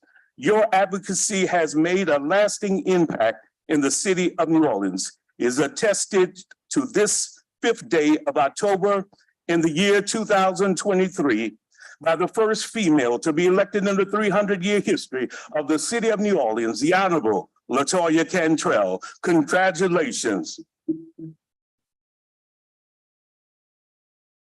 when praises go up, blessings come down.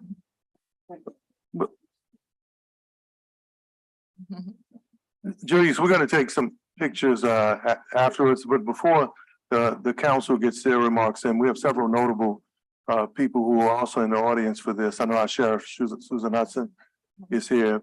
Deborah Chapman Kareem was also acknowledged. Excuse me if I forget anyone. And Corinne Villavaso.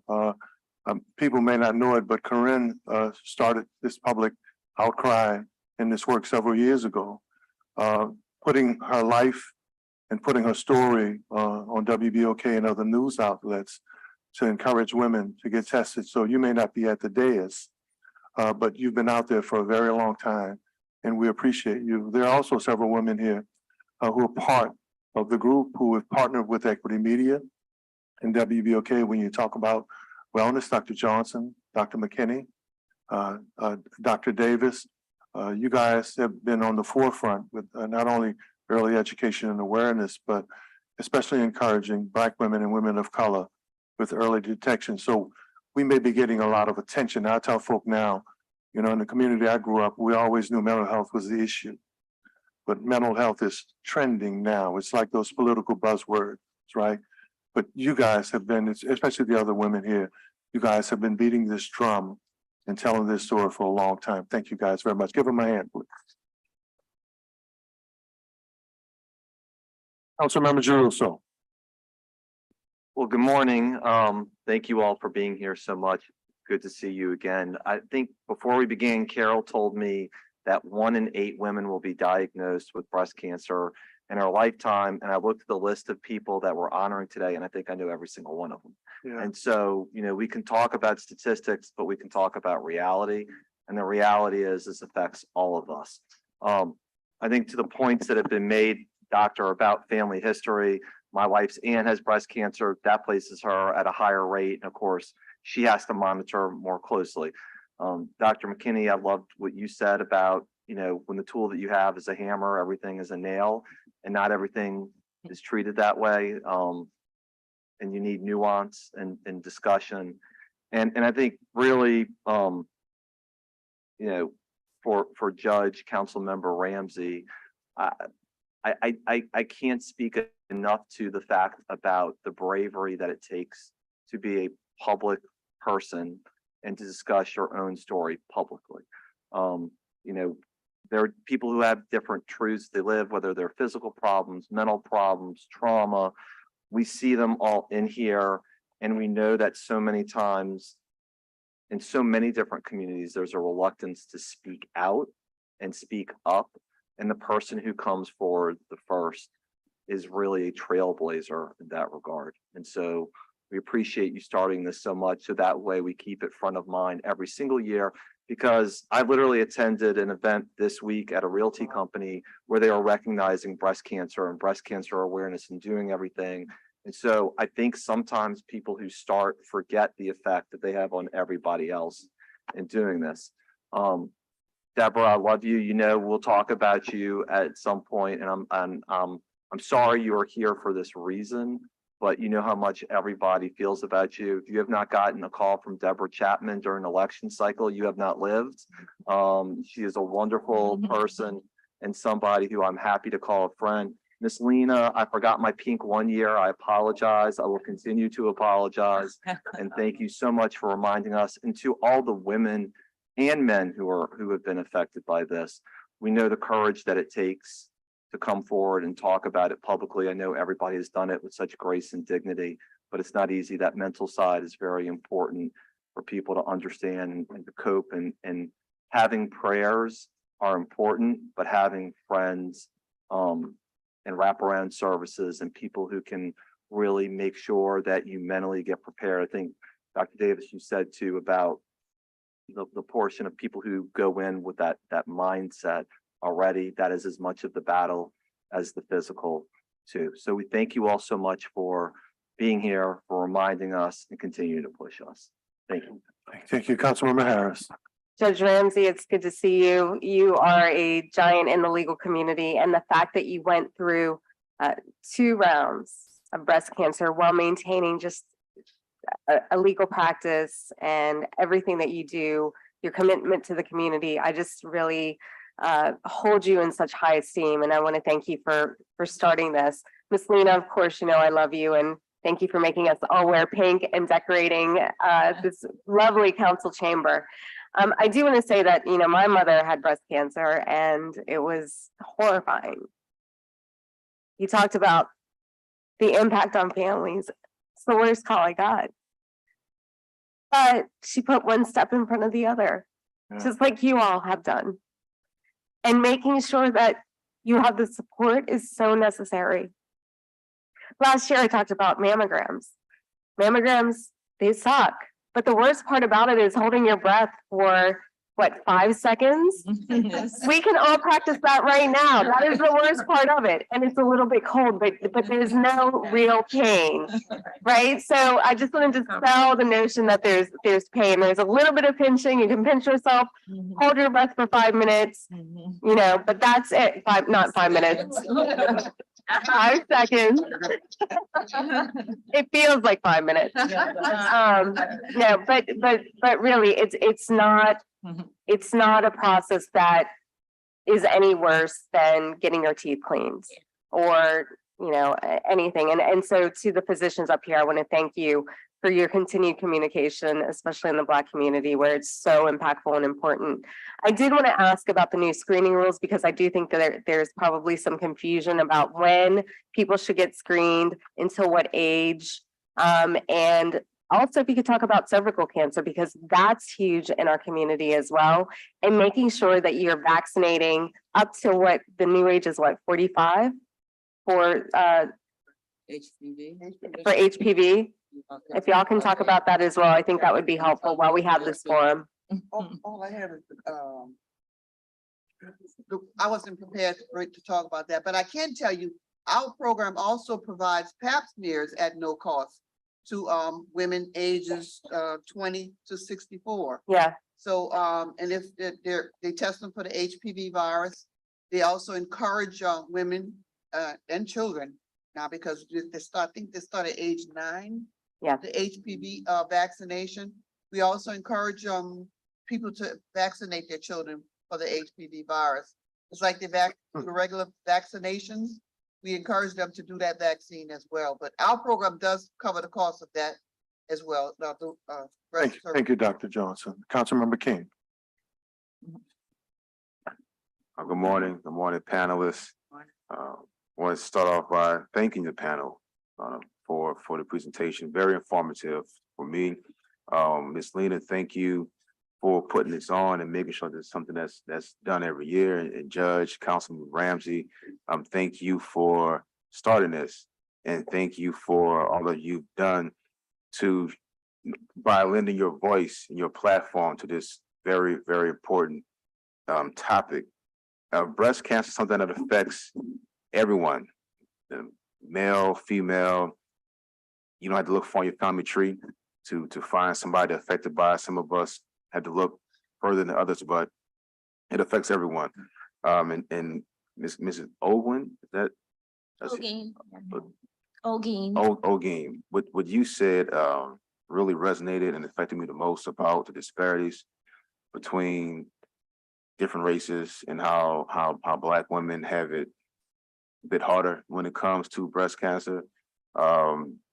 Unfortunately, that is something throughout, from breast cancer to all types of health treatments. It just seems that the Black community has it more difficult, and that's something that really resonated with me, because when my wife was pregnant with our children, she would ask me to come to certain appointments because she felt that she got treated better with me as a male being with her. And I never understood that. I'm like, well, why you want me to come to you? So I asked her, and she told me that. So for her to share that with me, that really shed light on the disparities, the racial disparities, whether you know it or you don't know it. As a father of daughters and as a brother of sisters, that's something I can't go with them to their appointments. But that just always in the back of my mind, how they're being treated or they're being treated fairly. So thank you for really highlighting that, and hopefully we can shift the tide on that. Then my last comment I want to say is, I know we're here for breast cancer, but for men, the prostate cancer, that's something that we don't like to talk about and beat around the bush about, but early detection is also key with that. I've had some challenges in my family and with friends that lost their lives due to not being detected for prostate cancer for whatever reason. So a lot of these cancers are something that can be prevented and treated if we catch it early. So again, thank you, Judge / Councilmember Ramsey. Thank you for being the trailblazer that you are, for starting this, and Ms. Lena, thank you as well. And I'm just proud to be with you when this was started. And I can always say I helped get it kicked off. So, but thank you very much. Thank you, Councilman. Dr. Takesha Davis of New Orleans East Hospital is one of the leading voices on African-American male wellness in this country. From male wellness walks to education to early detection. So once again, you have an African-American female not just fighting for women, but also fighting for men and boys. And she's been one of the leading voices just now. And then Councilmember Moreno. So I was just gonna echo that while we're here to talk about breast cancer, right? We see those same disparities in prostate cancer, in lung cancer, and cervical cancer, et cetera. And when it comes to African American men getting preventative screenings, the rates and the disparities between the screenings are even greater.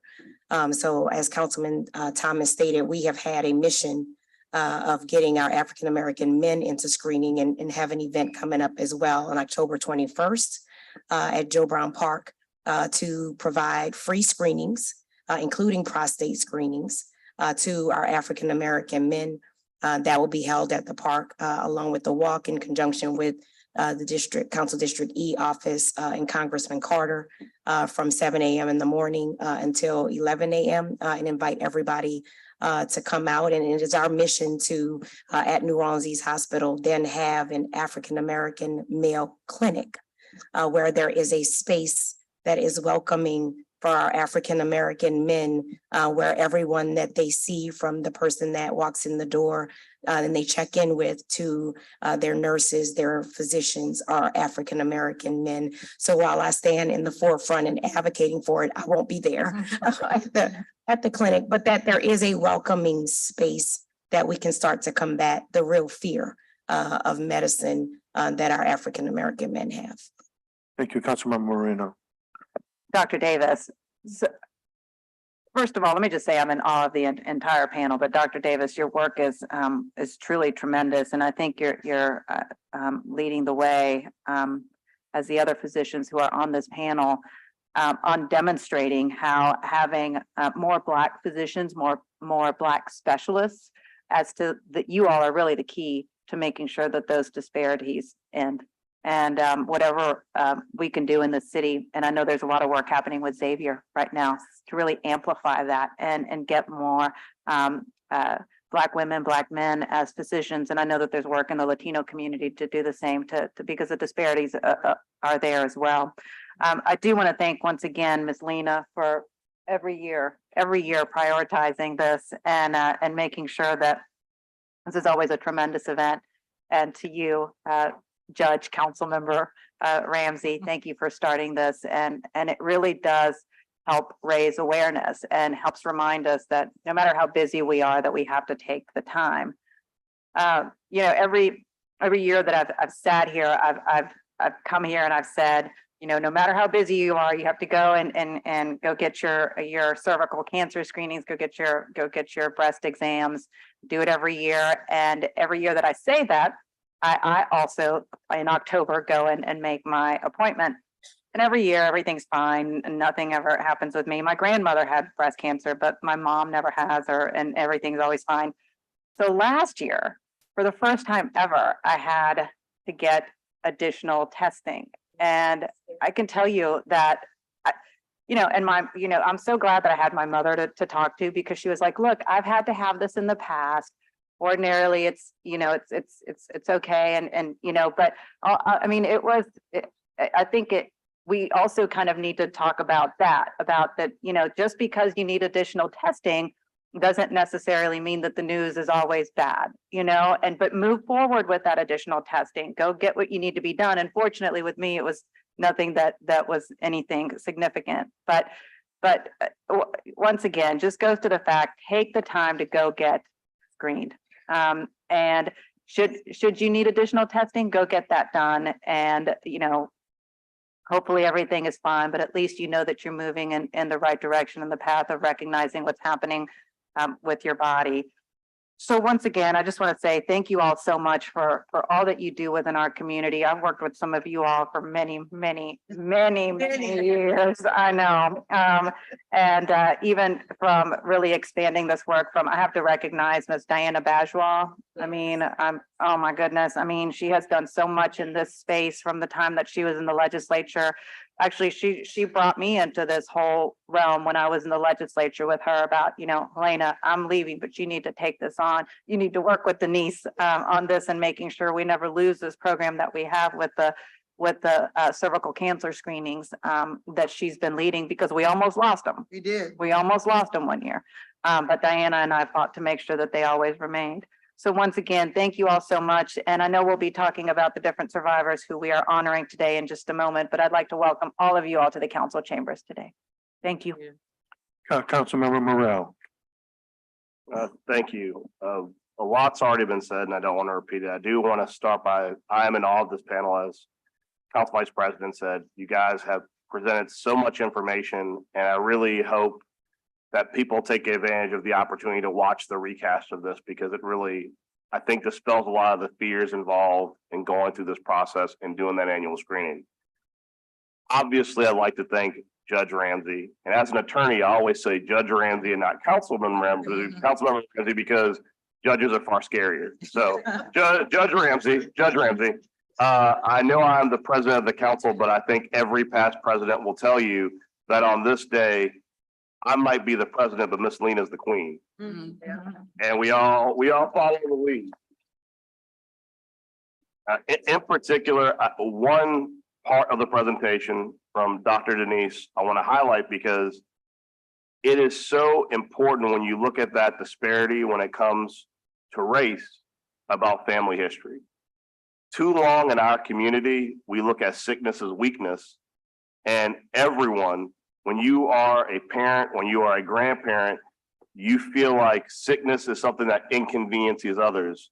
So you only seek help when that sickness has gotten to a point where it impacts your ability to help the person next to you, which is why screening is such an alien idea. Like, wait, I have to go look beforehand. And it's so interesting because when I think about colon cancer, thyroid cancer, prostate cancer, that's my family history.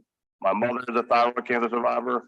Both of my grandfathers died of colon cancer. I started getting screened at 35, which is well below what is recommended, but it's far better to be safe than sorry. And it's so important that in the legislature for years, and Dr. Denise already knows this, there have been ongoing discussions to pierce the adoption and foster veil, just so adopted and foster kids can find out their family history.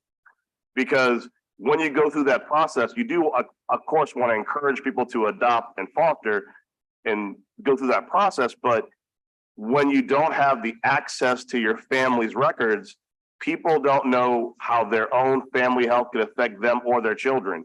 And it's such a serious thing. The legislature agrees on nothing, but it's such a serious thing that you've seen a bipartisan effort for years to figure out how to balance doing that, because medicine has told us for years, knowing your family history better prepares you to know when you need to begin doing your screening and what you need to look for. So it's one of those issues where even when parties disagree, when it comes to an issue that's this central to the health and welfare of a community, people can come together on it. I will be at your walk, Dr. Davis. I think we need to do more to amplify those opportunities in the community, because it's just, like I said, and Dr. Denise, you're on point. It's just, we have to get past the stigma of sharing your family history with your children and grandchildren is somehow sharing some weakness, because it could save their lives. Thank you. Councilmember Green. Good morning, and thank you all very much for taking the time and having the motivation to participate not only today, but to do everything that you do to make our community aware of the importance of issues such as getting tested, and also, you know, some of the sharing with them some of the information that they need to know. I do want to take an opportunity, I don't mind repeating it, to say thank you to Lena Stewart. You can't say that enough, so I'm just going to say it again. That's right. Lena Stewart was last week looking in the storage area to make sure that she had everything right for today. She makes sure that those materials are in place. The hallway is beautiful. The entire City Hall knows about it, and those who are watching and those who are here know also about today's event. This is the kind of event that helps to save lives, because there are a lot of people who are watching who may not have known some of what you all shared with us today, who are going to be also motivated by our honorees today, who may not have thought about the need to get tested early. And yes, just because you read that it may be that you get tested at age 50, maybe you get tested before that, you know, at age 35 or the like. But it's important that this group, this activity, those who are present with us today are here to send a message to the public, those who are watching, to send a message to them that this is an important issue that we cannot ignore, and that everything that we can do in terms of encouraging folks to be more aware, being willing to talk about the issue and being tested is so important. So I will challenge those who are watching, because we have a lot of people who watch many times, watch the rebroadcast, tape it, and then share it with other people. Those who aren't watching right now need to see and hear what is being said today, and we have that option to be able to share it with others. So thank you all very much for being here, for doing what you do. And I do want to single out my good friend, Judge and Council Member and Attorney Nadine Ramsey. Every title, beyond today and beyond her breast cancer experience, she's worked so hard in the community doing other things. Her sincerity relative to enhancing the quality of life for others in our community is greatly appreciated. We appreciate your service greatly. Dr. Davis, I will see you on the 14th. Well, I will definitely be there on the 14th. But to all of our panelists, once again, thank you for sharing your experiences, and thank you for doing what you do to enhance the quality of life in our city by making people aware of these important issues. Thank you. Thank you, thank you. 3.8 million survivors, mostly because of the women at the table and the women and men who fought to defeat this dreaded disease. Without public awareness and public education, not only would there not be those 3.8 million survivors, there wouldn't be the memories of the women in our families and people we love who fought this disease, who, if they'd been maybe been born in another time, they would be with us today. Judge Ramsey, you know, your mom and my mom grew up friends together. They're both, like the rest of us, extremely proud of you. It isn't, and it's never been just about your political title. It's been about what you were raised to do, and you're doing that. Lena Stewart is an iconic figure in city government. And I tell people I'm always smart enough to know I don't know everything, right? So when you're smart enough to know you don't know everything, you have people around you who know more, not only know more than you do, people who can push you to the potential, and also give you the ability to learn what they know. I wanted Lena Stewart to work for me because of that. I thought it was important to have people who could connect the dots, but more importantly, connect the people. And so Lena's doing what she has always done. And too often, in this town, I tell people that the political order is upside down in New Orleans and in Louisiana in too many places. The political order is politics, business, and people are last. When we shift that to people, business, and politics are last. When I lecture politically, I tell folk I've lived in places where I didn't know who elected officials were because it worked. I could see things working. I didn't have to know. I weren't forced to know. They weren't the stars and celebrities because the system worked. Well, people like Lena Stewart and Corinne and Deborah, they work every day to make sure that politics is less important and people are. We forget about the Betty Jo Everetts and the Paul Mitchells and the Lena Stewarts and the Helen Sibleys and the Bernard Rochons and the Frank Stewarts, people who didn't have a political title, but they had God's presence and God's power to do their job in their departments and in their agencies. So Lena, thank you not only for what you do, but for putting yourself second. And because you put yourself second, there are 3.8 million survivors, and there are people who get help from various departments and agencies, and they don't have to call somebody with a title. They can call somebody that God gave a title to. Thank you, Lena.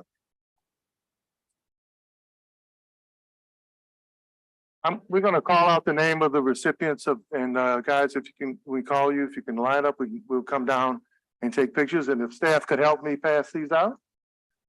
We have Miss Corinne Villavaso, breast cancer survivor.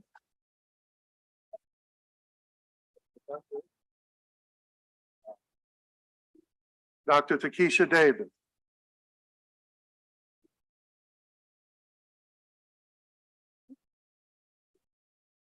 Ms. Varela Ogan. Attorney Carol Neff. Lisa McKenzie. Dr. Denise Rubion Johnson. Can't get out. Trying to get. Dr. Sean McKinney. And Prophet Fran Love is not here, but if you've had any affiliation with City of Love Church, her commitment to wellness, not only for women, but wellness for our community has been stellar. But Prophet Love, Fran Love is also the kind of person that she may not be in the room with you, but she's always with us, Prophet Fran Love.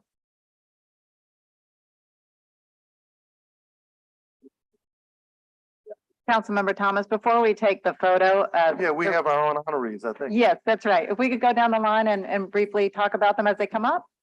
Yeah, Thank you. you can call out your honoree Member Drew, and bring them their flowers. Deborah, I said a few words, but let me put some meat on the bone. I don't know if there isn't an organization that you're a member of. Deborah has been involved with NAACP, with Vote, with IWO, League of Women Voters, and not just involved, engaged. And I think that says so much about you and who you are. I appreciate the fact that not only do you live in District A, you care about the district, you constantly call to let us know what's happening and to lend your voice. And I'm so proud that you agreed to be here today, and I look forward to having you right down here. Thank you so much. Yeah, Deborah, come on down, get your flowers, but also take a picture. Thank you. Councilmember Harris. Thank you. Well, I am also honoring Carol Neff, Attorney Neff. She is a Tulane graduate, as am I, Tulane Law, and a skilled attorney. You have so many accolades that I will not read here, but just you're looking for an estate planning attorney, she's your woman. She has chaired a lot of things, including the Pro Bono Project, the Rotary Fund, president of the Women's Professional Council, president of the Professional Financial Planners of Greater New Orleans. But most importantly, she is a survivor and a model of what a 24-year breast cancer survivor looks like. And I just want to thank you so much for being here today. Councilmember King. I have the honor of honoring Councilwoman, Judge, Contractor, Ramsey. She got this event started, and she is one of the driving forces that inspires women to get checked early and often. And I also want to point out the fact that she is the first and only person, only Black woman to be elected city council member District C. So a little known fact. So thank you again, Judge Ramsey, for all that you do. Councilmember Marino. Thank you. Well, I'm so honored to recognize today Miss Marilyn Amar. Miss Amar is, yes. Ms. Amar is someone who the city council has gotten to know very well through our work in resolving the relocation at Gordon Plaza. And Ms. Amar was a tremendous leader in that. She is someone that certainly has shown her perseverance in that particular effort, but she also, of course, showed her perseverance in surviving breast cancer. She was first diagnosed with breast cancer in 2016, and she went through 2 surgeries and 28 rounds of radiation to combat the disease. Now, I didn't know this about you, Ms. Marilyn, but you are a Jazzy senior dancer. You're part of the Jazzy senior dance team. All right. And by the way, did you all know that she has also competed in the Senior Olympics for 8 consecutive years?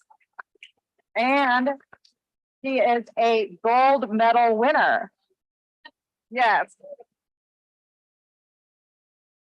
She's a proud graduate of George Washington Carver High School. And of course, there you go, Carver.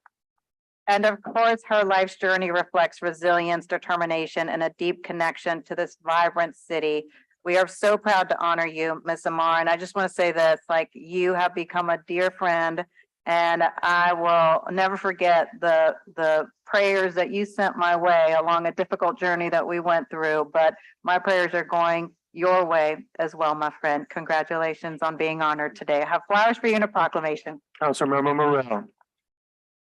Thank you. Today I'm honoring Rebecca Conwell. Obviously, she is a breast cancer survivor. She is the current president and CEO of the UNO Research and Technology Foundation. I call her chief lifeguard at the beach.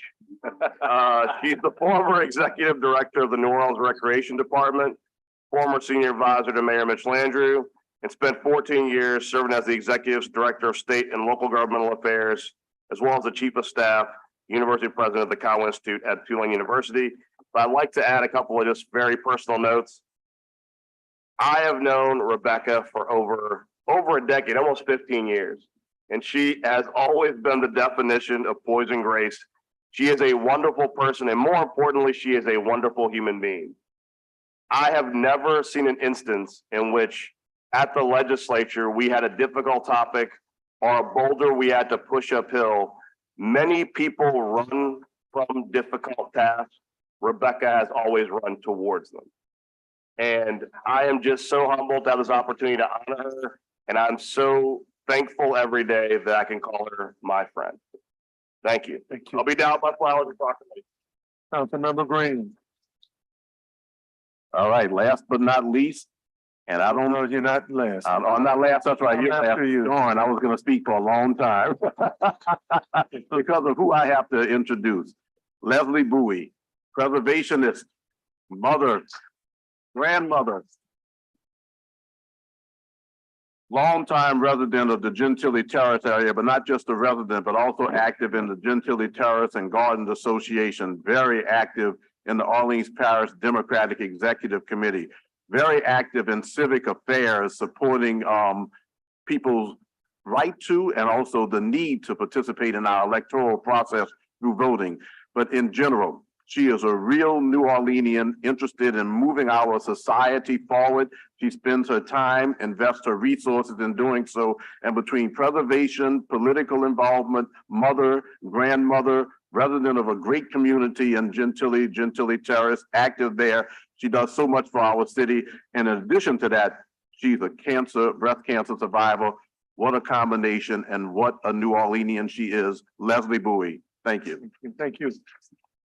And my honoree, as I said a little bit earlier about Corinne Villavassa earlier, we know about her quest to educate women in our community on breast cancer and breast cancer awareness as a survivor.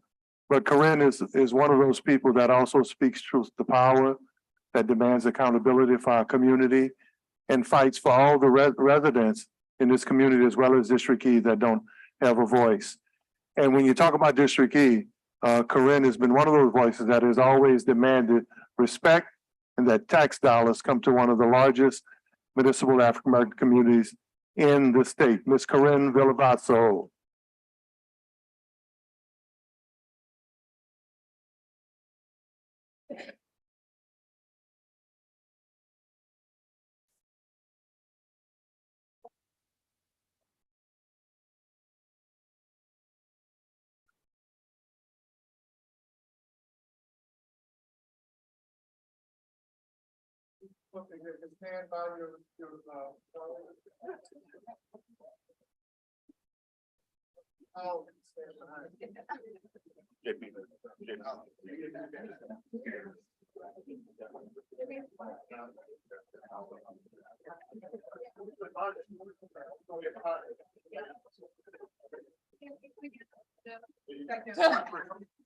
I think.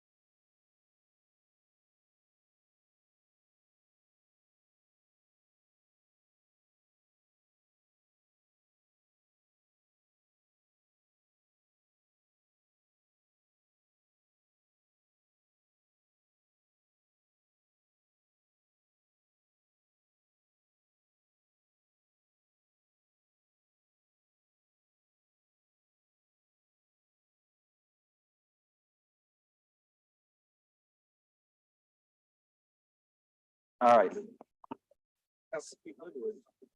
Why don't we get started? Yeah, yes, ma'am. So Councilmember Morrell asked me to ask you if we could get started on the consent agenda, madam. Yeah, Madam Clerk, if before we get started, if we could recognize, we have two members of the SCLC, this Leadership Conference, the executive team. Dr. Levan is in the audience, and Dr. Laura Dorsey. Hey, guys in the audience. And Dr. Laura Dorsey, she's a National Director of Scholarships. Aura Scholars are here with us. Dr. Levan, if you could come to the mic with Dr. Dorsey, please.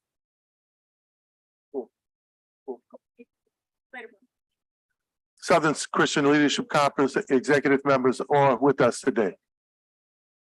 Thank you, Dr. Johnson. Dr. Levan.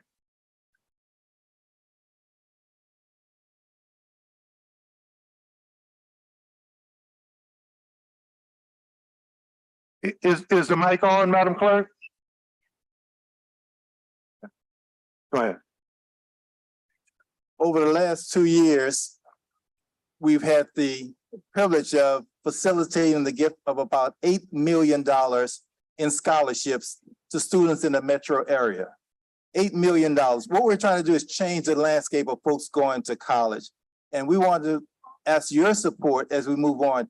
This year, the free scholarship and career fair will be at New Zion Baptist Church in District B, at New Zion Baptist Church on November 4th, 2023. So we hope to see you all there. With me is Dr.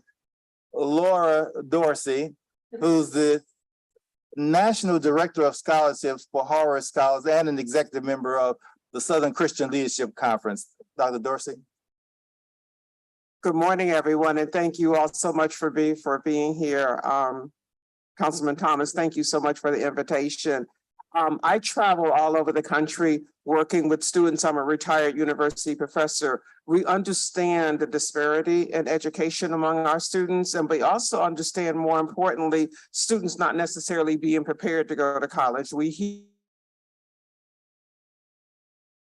all the time, college debt and education. Well, that can be changed because there are colleges that have money. We just need to make sure that our students are prepared for the advantages that we have. So our organization travels across the country, working with several different colleges that travel with us, providing the resources to students and their parents to be able to help with their post-secondary education. We bring with us about 20 or 30 colleges from across the country. And the thing about ours is not a college fair where they're just picking up information, but it is a scholarship fair. The students that have come prepared with their transcripts and copies of the ACT or SAT scores are awarded scholarships on the spot. The colleges are right there. They can evaluate them. So there's no long process. The students already know exactly. The students have walked away with 3 to 4 different scholarships. Now you can go at home and sit down and have a discussion about what's the best thing for you when it comes to your post-secondary education.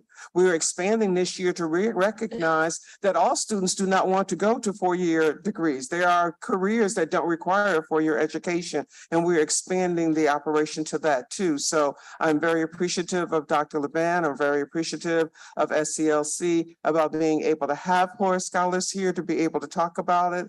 And we hope to all see you there. And we're just looking for your support. We come not asking for anything except for you to make sure that your students and the community attend this particular event. Thank you. Thank you. Thank you for bringing that effort to New Orleans. God bless you. We appreciate you. Dr. Levan, thank you.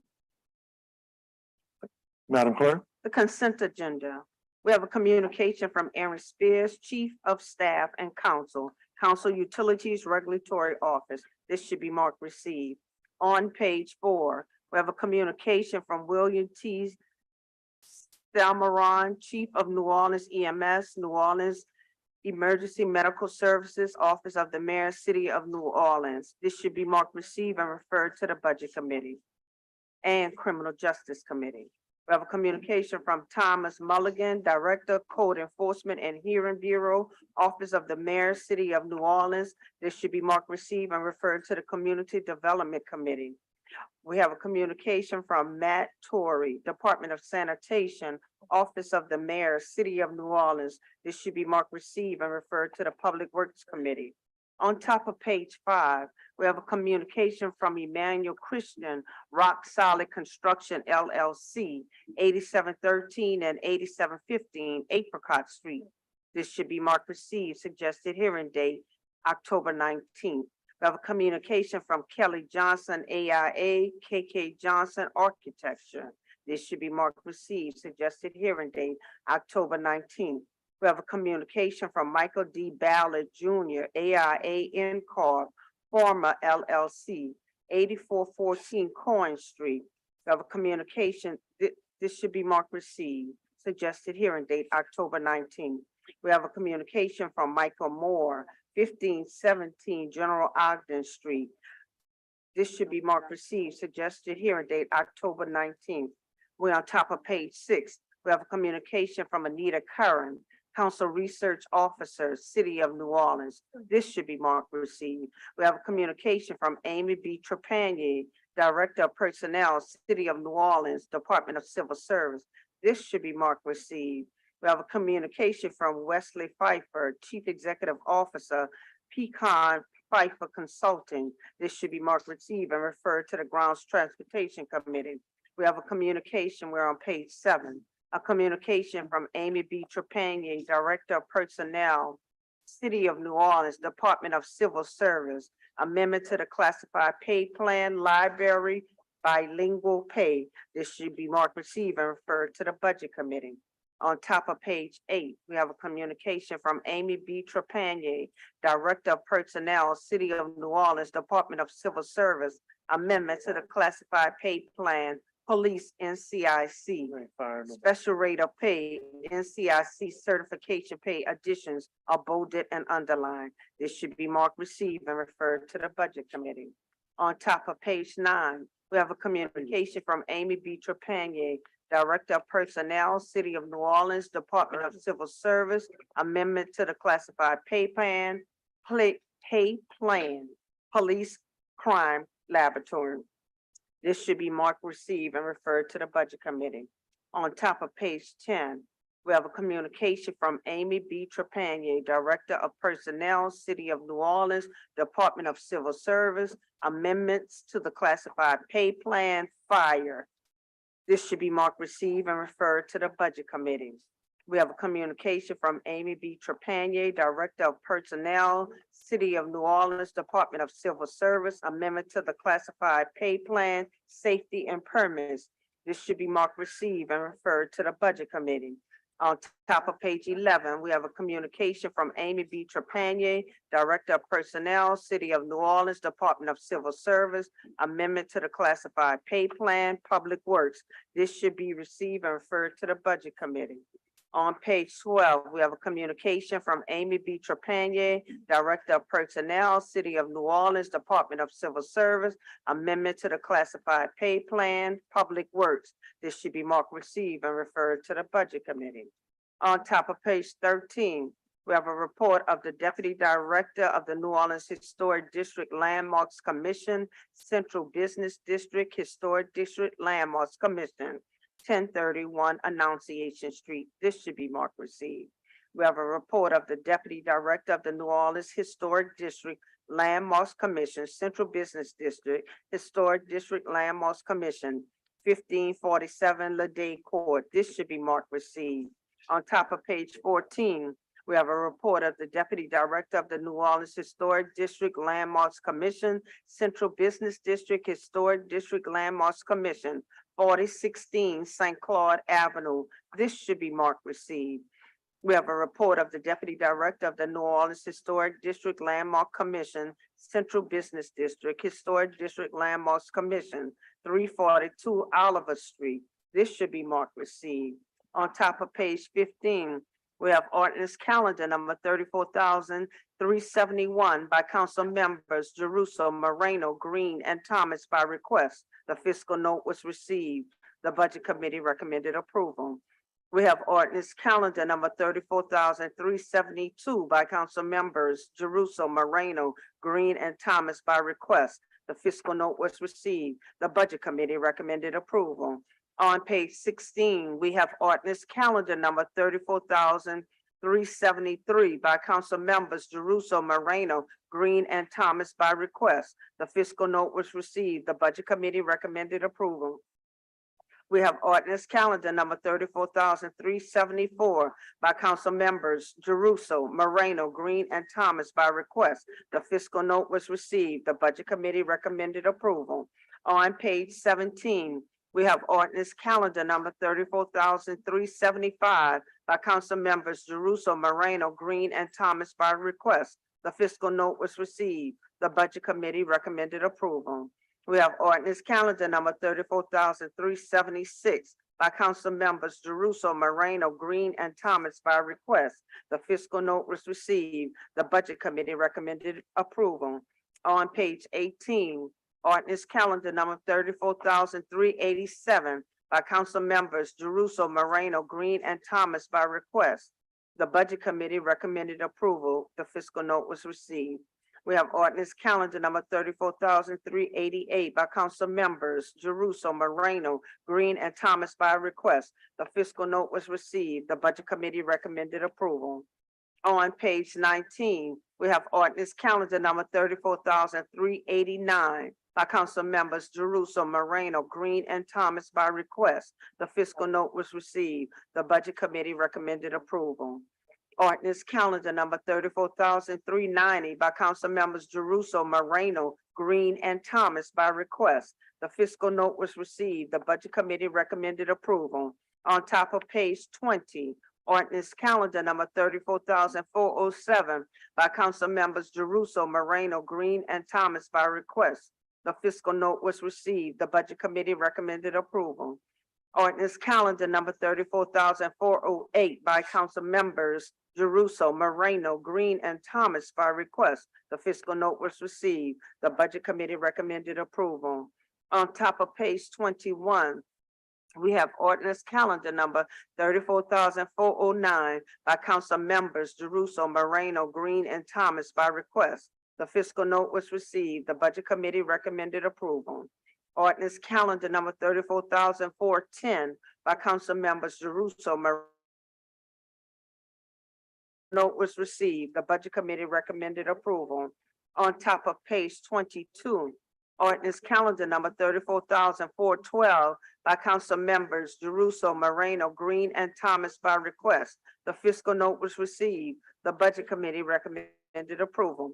Ordinance calendar number 34,413 by council members Jeruso, Moreno, Green, and Thomas by request. The fiscal note was received. The budget committee recommended approval. On top of page 23, ordinance calendar number 34,414 by council members Jeruso, Moreno, Green, and Thomas by request. The fiscal note was received. The budget committee recommended approval. Ordinance calendar number 34,415 by council member Jeruso, Moreno, Green, and Thomas by request. The fiscal note was received. The budget committee recommended approval. On top of page 24, we have ordinance calendar number 34,416 by council members Jeruso and Thomas by request. The budget committee recommended approval. Motion line over M23-436 by council member Morrell by the request. The Government Affairs Committee recommended approval. On top of page 25, motion M23-452 by council member Harris by request. The questionnaire was received. Government Affairs Committee recommended approval. Motion M23-453 by Councilmember Harris by request. The questionnaire was received. Government Affairs Committee recommended approval. On top of page 26, we have motion M23-456 by Councilmember Thomas by request. The questionnaire was received. Government Affairs Committee recommended approval. Motion M23-457 by council members King and Harris by request. Public Works Committee recommended approval. Those are all the matters on the consent agenda. Thank you, Madam Clerk. Mr. Burnside, public comment? And Madam Chair, I do have a comment after Mr. Burnside. Oh, okay. Sorry.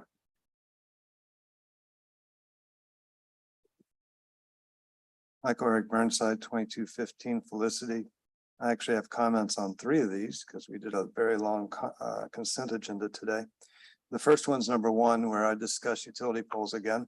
2 weeks ago, we discussed a utility pole combination on Felicity and Magnolia, which has had some email exchanges that tended to drop off and no obvious change in condition, although somebody came out and tied the top of one pole to the other pole. So now the new pole is holding up the old pole, and somebody else chipped away at the base of the old pole, and it's very, very rotted.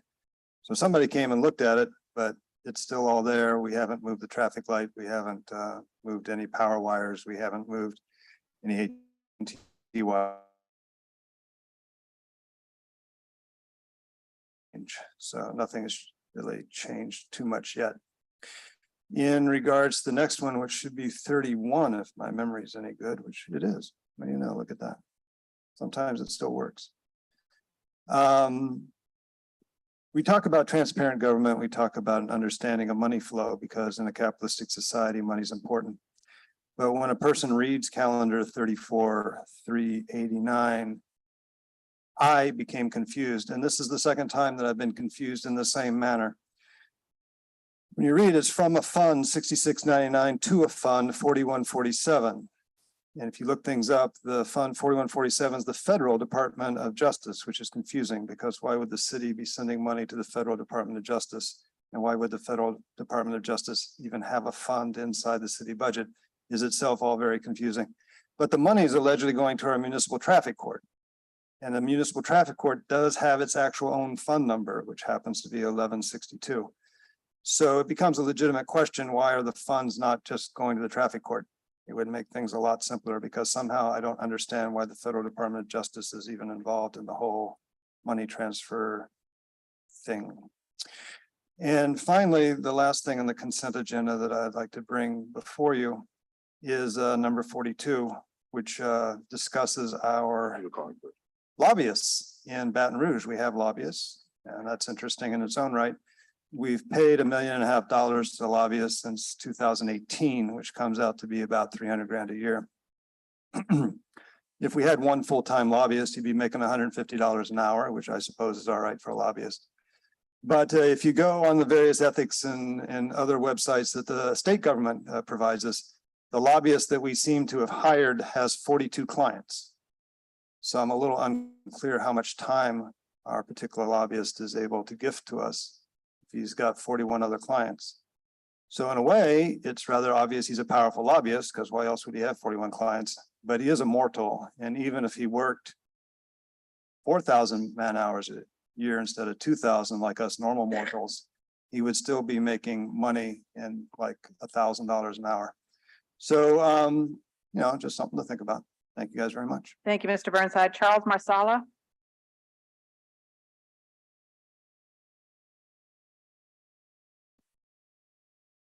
Thank you, Council. Charles Marsala, 231 North Roadway. I'm here with as the president of the Italian American Federation of the Southeast. Actually speaking on Professor Longhair, great to see these being honored. And he actually recorded with one of our great Italians, Cosmo Matassa, who recorded Alan Toussaint, Fats Domino, and many other people. I'll segue that in, that Billy deserves a sign, and it's a good chance to remind you guys we're looking for a Tivoli Circle sign still. So hopefully we could look at getting that done. We're also here at Italian Heritage Month, so it'd be great to see Italian Heritage Month recognized for the Italians and what we've contributed to the city. I've actually been invited to the White House next week. Joe Biden has invited several leading Italians from the nation, and I made the invite list. Their proclamation mentions New Orleans because in 1890, the City Council of New Orleans gave $10,000 to a committee that used that money to buy Winchester rifles to massacre Italians. And that was part of how Columbus Day was created. So it'd be great to see Italian Heritage Month recognized in New Orleans. The state of Louisiana, because there are many of us here, has allocated about $200,000 next year to promote Italians to visit Louisiana. And likewise, we have 10 heritage markers we've been trying to get through parks and parkways for about 5 years. None of them have been approved. And if you're going to promote tourism, we see people coming here taking pictures with the one marker that's up and it's on state land. So it'd be great to get parks and parkways on board to prove these markers. One of the big ones is The first airplane to land in America was Francesco Di Pinedo right here in the Mississippi River. We can't get that marker approved. Mother Cabrini, we can't get approved. So it'd be great to see some support to get that done. Thank you. Thank you. Councilmember Green. And thank you, Mr. Marsala. I've said this before, but I'm motivated because yesterday I attended a job fair at the New Orleans Baptist Theological Seminary, and there's one today where there's recruitment going on for police officers and also fire department officers, officials, and it was very well attended. And today, persons were able to go to the Baptist Theological Seminary and take the civil service exam right there on the spot. So as I look through our consent agenda, it just gives me a chance to remind everyone of the great opportunities there are in the city of New Orleans to fill these jobs. And when we've heard concerns, we've asked the Civil Service Commission to adjust salaries if necessary to help us to fill those positions. Well, if you look through our consent agenda, you'll see taxi cab bureau opportunities and other opportunities and inspectors positions. I just want to encourage everyone to encourage others to fill the city's jobs. We could change the city in terms of the services that we provide and also in terms of some of the benefits that we provide to people. So just recognize that the city council, working with civil service and also with our various departments, is very actively trying to fill those jobs. Again, I say we could change our city if we could fill all of the jobs that are vacant in the city of New Orleans government right now, and every job pays benefits in terms of retirement and also vacation benefits and pay. So thank you all very much. Great pitch there. I'll make a motion to adopt the consent agenda, seconded by Council President Morrell.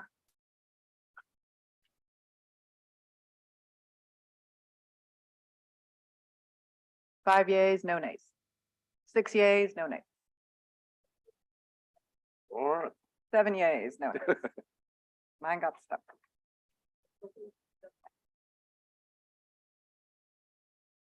I don't think, it's 7. Councilmember Thomas's machine's not working. Yeah.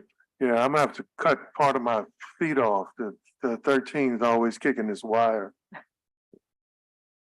But I'm, yay. All right. We're now going to go to page 59. We have resolution R 23-459 by council members Moreno, Morrell, and Thomas. A resolution proclaiming October 10th, 2023 as Black Brewers Day and encouraging residents of New Orleans to observe this day to celebrate and acknowledge the contributions of Black brewers in New Orleans and throughout our nation. So I learned something new today.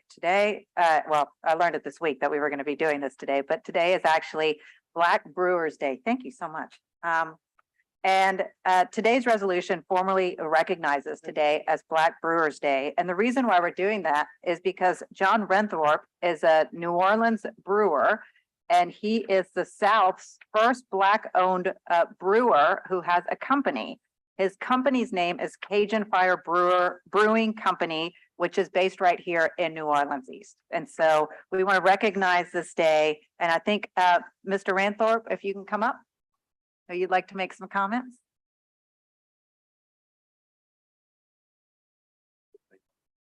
John? Yeah. Thank you all. Yeah, I'll be very short and brief. One, it's an honor to be speaking before you all today about this tremendous opportunity. It's a true milestone. I became a student. I wrote it down just so I ain't mixing nothing up. I'm very emotional about this. I became a student of the craft and participant in this industry roughly 15 years ago. I engaged in this profession as I viewed it as a means to create inroads of building generational wealth opportunities and reduce blight left behind from the destruction of Hurricane Katrina in my community. I could not have imagined entrepreneurial experiences that this investment would show me and continue to provide. This pursuit has taken my family brand and likeness literally all around the world, and currently, due to the sheer self-determination and the support of my family, the company Cajun Fire Brewing Company, I'm happy to say is currently the second longest continuously operating Black-owned beer brand in U.S. history. Wow. We are also quite possibly the second oldest beer brand in the world as it stands. For context, craft beer manufacturing is estimated to be a $320 billion industry. in the American adult beverage sector. I believe my company's existence, most significant in that is an anomaly. Just for context, there's more than 10,000 craft beer companies in operation today. Out of the 10,000, I represent the National Black Brewers Association. We encompass more than 80 plus brewing companies. With more, we hope we can get into this space. The economic disparity in these numbers, however, at a state level, Louisiana reflects 40 plus breweries. Out of those 40, they employ a little bit over 900 individuals directly. Out of that 900, less than 10 identify as Black. So it's a huge disparity. We have a lot of room to grow. The significance of this recognition, I believe, will age quite well. And next year, our company may host an event at our very own brick and mortar space in New Orleans East to commemorate this historic day. For our city to be front and center in this resolution is quite fitting. We happen to be the craft beer mecca of the South, as it once was recognized pre-prohibition and during Reconstruction. The Mississippi once boosted 80 plus breweries, which employ just about everybody under the sun, from every demographic, racial background, you name it. It's also worth noting that St. Augustine, who happens to be the patron saint of the school that I'm alumni from, is the patron saint of beer. So a lot of alumni don't know that. I think this honorary recognition would shed light into that. It also provide opportunities for inroads where people can get invested in this industry. One last thing. There's a gentleman by the name of Theodore Mack. He happens to be the first Black American-owned beer company to be recognized in U.S. history. He created a company more than 50 years ago called People's Brewing. His story is just kind of coming out. He never really got his recognition. I would challenge you all to look at his story. It's very much a story about socioeconomics and self-determination. However, it is very much involved in civil rights, and what we're doing as a National Black Brewers Association, and we're thankful for you honoring, it is a civil rights issue, albeit it does have a lot of economic ties, and it could reduce a lot of blight in our community in New Orleans East. So I want to thank y'all. I got a laundry list of people that supported us from the jump with this. Thank you all for the support. I'll be sure to be very much good at getting those different press releases out. I'm supposed to be in Sacramento, representing the state at the Sacramento Capitol next week. So October 10th, National Black Brewers Day.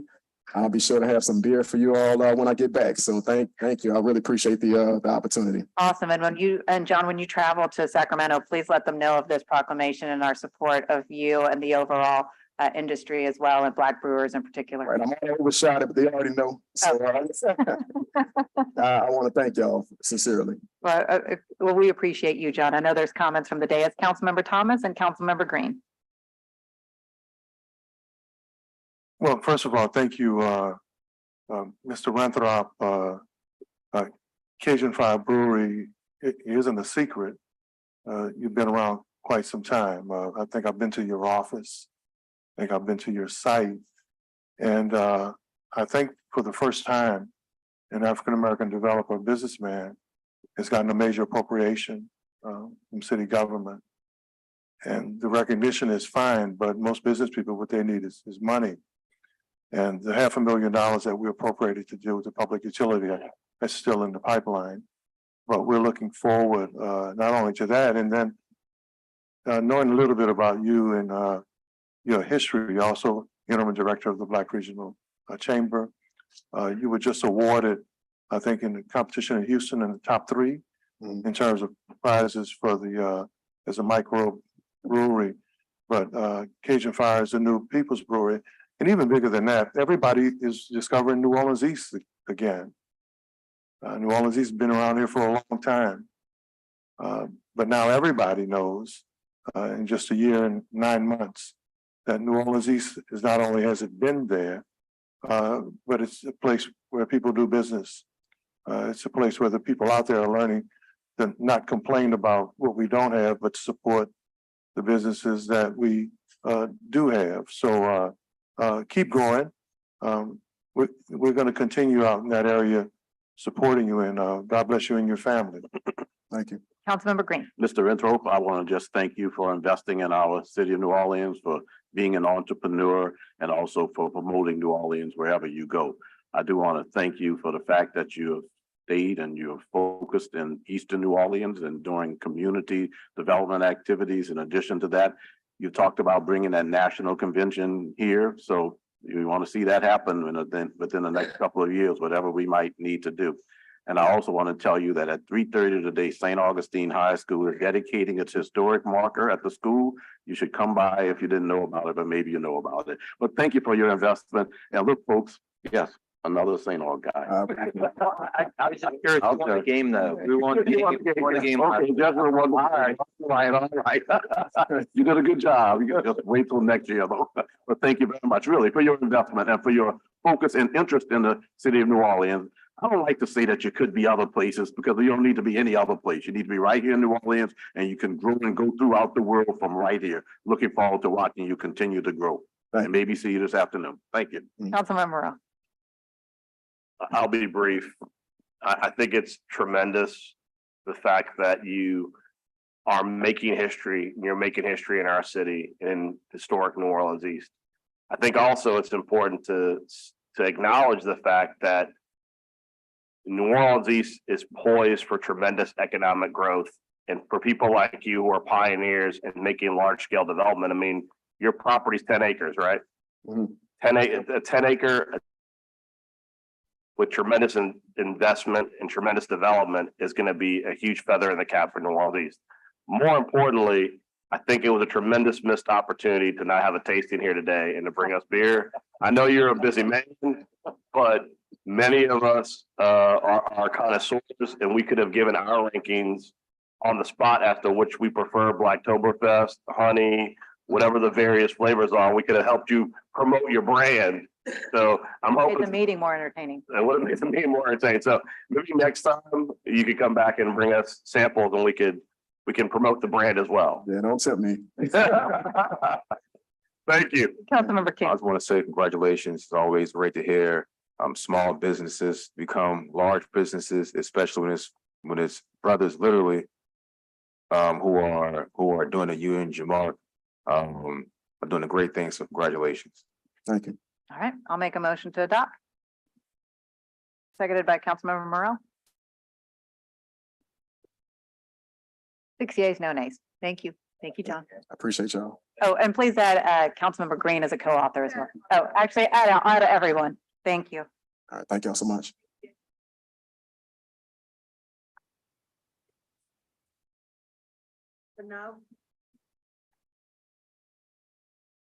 We're now going to go to page 52. We have ordinance calendar number 34,403 by Councilmember Harris, adding Councilmember Moreno. An ordinance to authorize the placement of honorary street dedication signage for Henry Professor Longhair, Roland Bird along the 1600, 1700, and 1800 blocks of Terpsichore Street from St. Charles Avenue to Aretha Castle Haley Boulevard, and otherwise to provide with respect thereto. Thank you, Madam Clerk.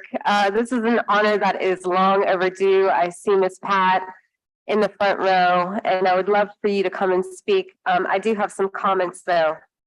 This ordinance provides a long overdue recognition to Professor Longhair by honorarily renaming his street Terpsichore to Professor Longhair Lane. As I'm sure everyone is aware, Professor Longhair has become an iconic name in the city of New Orleans and throughout this country for his influence on rhythm and blues and jazz.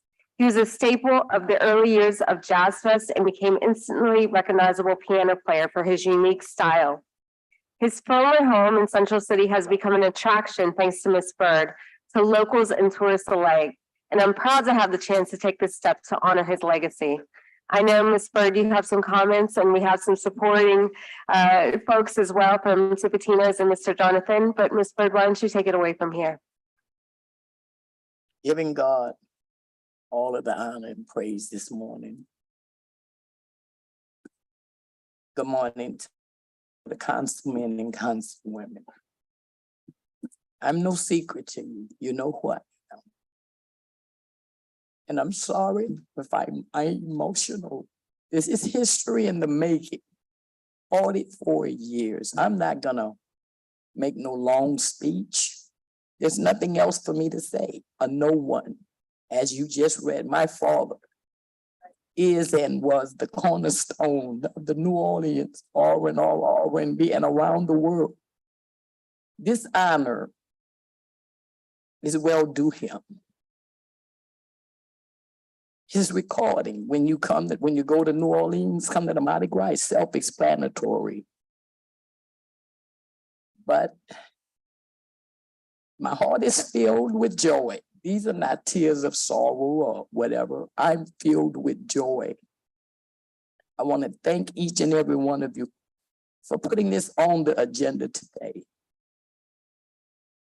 I had an inner encounter this morning in my room of memories that led to this. It was like my father spoke to my heart. It's going to be all right. There's nothing else for me to say. I'm well known in City Hall, 44 years, 34 to be exact. I'm well known around the world. I'm only asking that my father get his due. With that being said, I don't want to cry anymore. I want to save some tears for later. But my ex-councilman, Oliver Thomas, my councilwoman, Leslie Harris. I know your name, but I can't think of it. Guru, you wouldn't take the picture. To each and every one of you. I know you two, not personally, but I'll tell you later. Councilman J.P. Morrell, I met you in the hall. I'm getting over something. It's getting better as I go. Today has enlightened 40 pounds of weight. And as I said, you had a long morning. I didn't get here at 10, but I sat in. JP, Councilman Morrell, you spoke on a topic that I inherited from my father. Even through the years of working, it was grave disease when my father was alive. Medical science wasn't advanced to detect thyroid. My father, through his years, suffered with this disease. And I believe today this is what took him out because there was no medication. I encourage people today, because me inheriting it, get checked. The only way you can get checked is through a blood test. You have to ask for it, you have to request it. My heart goes out to your family members. I know what they endure. But again, today have lifted 40 pounds of weight. I can now take care of me. My father used to tell me as a child, old Chinese proverb, the first steps, I can't remember, but he never met a Chinaman, okay? It was just something he picked up. 1,000-mile journey begins with the first step. And I've made this today. And I'm not gonna hold you all, I'm gonna let you move on. I just need the rest of the day to just go places, Congo Square, the fairgrounds, places that my father gave his all to within bringing the New Orleans music culture. And my home is not just about my father. My father reflects the entire New Orleans music cultures, every organization, Indian, whomever, because this is what my father would be representing. But again, the Oliver quit looking at me like that. Thank you. Thank you. May God bless you. Thank you, Ms. Park. Councilman Morrell. Ms. Bass wants to make two quick comments. The first is my mom, when she was principal in McDonough 15, always highlighted those community icons and artists who always had time for children. And in particular, she always talked about your dad and Walter Payton were the two people that when they saw, I'm talking about 6, 7-year-old little kids first holding an instrument, they would always take the time to say, you're holding it wrong, you're doing it wrong, and instruct them and teach them and pass it down. And when I look at the legacy of all the musicians, whether it be Walter's son Nicholas or people like Troy Andrews or the like, they got where they got because people like your father took the time to lift up kids. It was before NOCA existed. This is before Gregory Hines showed up and we had a school. This is when you saw musicians who knew the community, who recognized talent and fostered that talent. And like I said, my mom didn't talk a lot about artists because she was busy dealing with children and everywhere, but she always said, Vessel Longhair, Walter Payton, these are people who they care about the kids. And the second thing I wanted to do is to say we should add all council members as co-authors, because obviously we all support this, Ms. Pat. We all know the things you do for New Orleans and for our city, and how much your father has given to put the city on the map. With that being said, the gentleman, he's gone. I didn't catch your name for crying. Thanks to Mr. Cosmo Matassa, who opened the first recording studio here, giving my father an opportunity to record at his studio. I had the honor of meeting him a few years before he passed. Nevertheless, on this journey with my dad, I not only take my dad, but I take everyone along with me. Whether you knew him, you met him, you listened at his music, you saw him perform. We are resilient. We are New Orleans. I have guests at my house from Berlin, Stock. They're waiting for today. I canceled interviews because whatever I discuss, regardless, I wanted to be of joy. You would be surprised of what go on at my home, as I said before, outside of the United States. As we speak, I have a musician from the UK. I have an artist from Spain. You name it out there. They're waiting. They're waiting today. And God, I can't find the words. I believe in my city, same as my father. You would not believe what my father, I only could tell you some things. But even when I was a child, my father opened his heart up to this city. He loved this city. Even through his worst times, he loved his city. He would never, never, never, ever pass an opportunity to render his service. He would never do that. Of course, thank you for the compliments of your mom. I can't remember, but I have a picture. My father performed at a junior high school, and this gentleman, he took the picture. He constantly sends it to me. But also, as my father would teach me,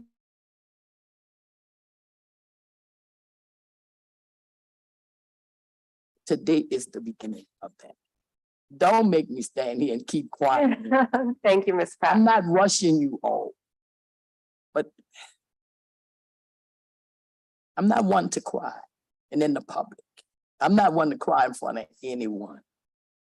And as I look at each and every one of you, my heart is filled with joy, unspeakable joy, because I know God is good.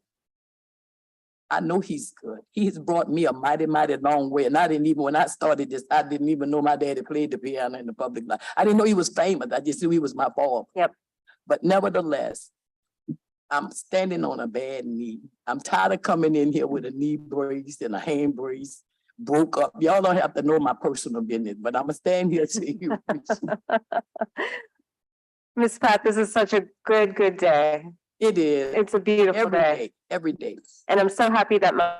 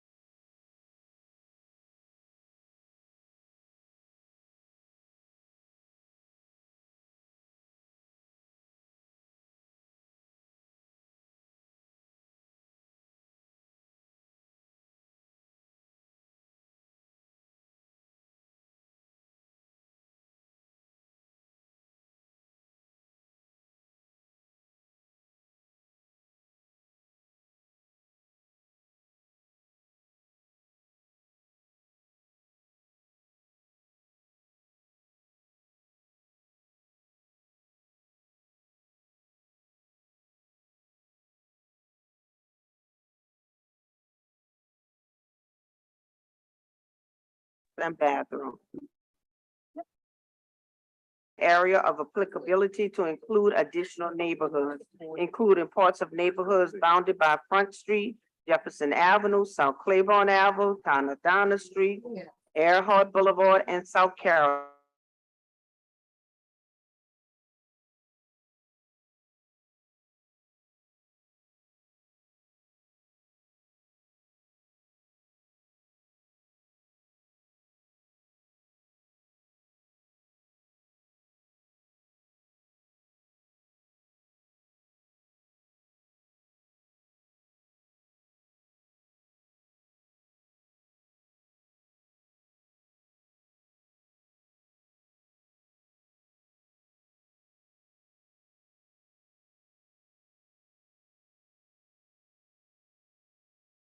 Renovation to include a common room, which cannot be a bedroom. Number 6, require that new parking spaces be a minimum of 8.5 feet wide by 18 feet long.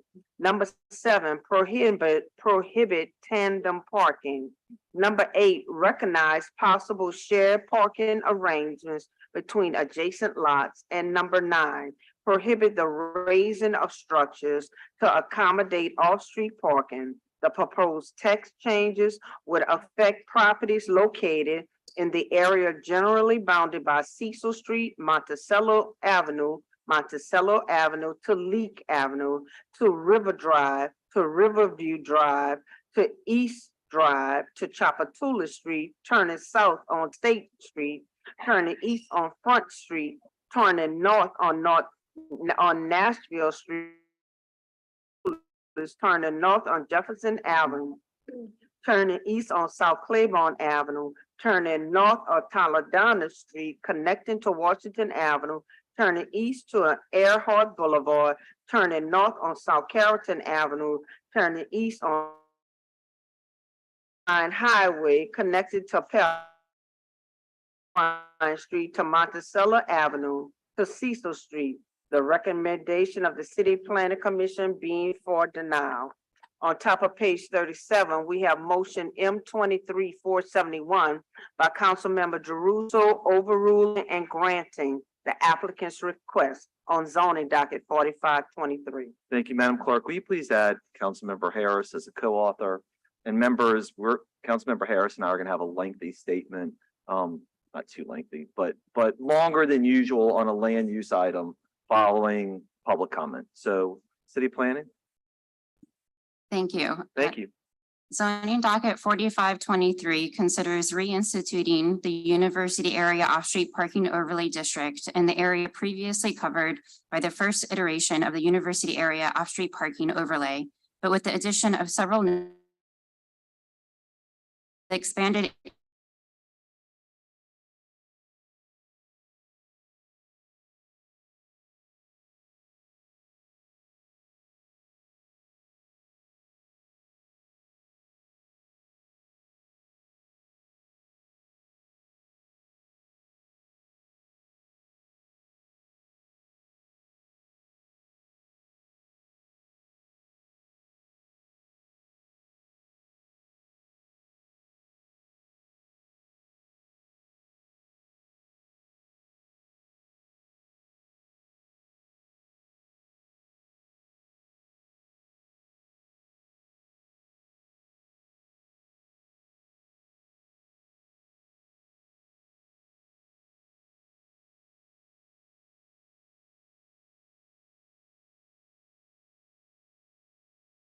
as in neighborhoods closer to Tulane and Loyola universities.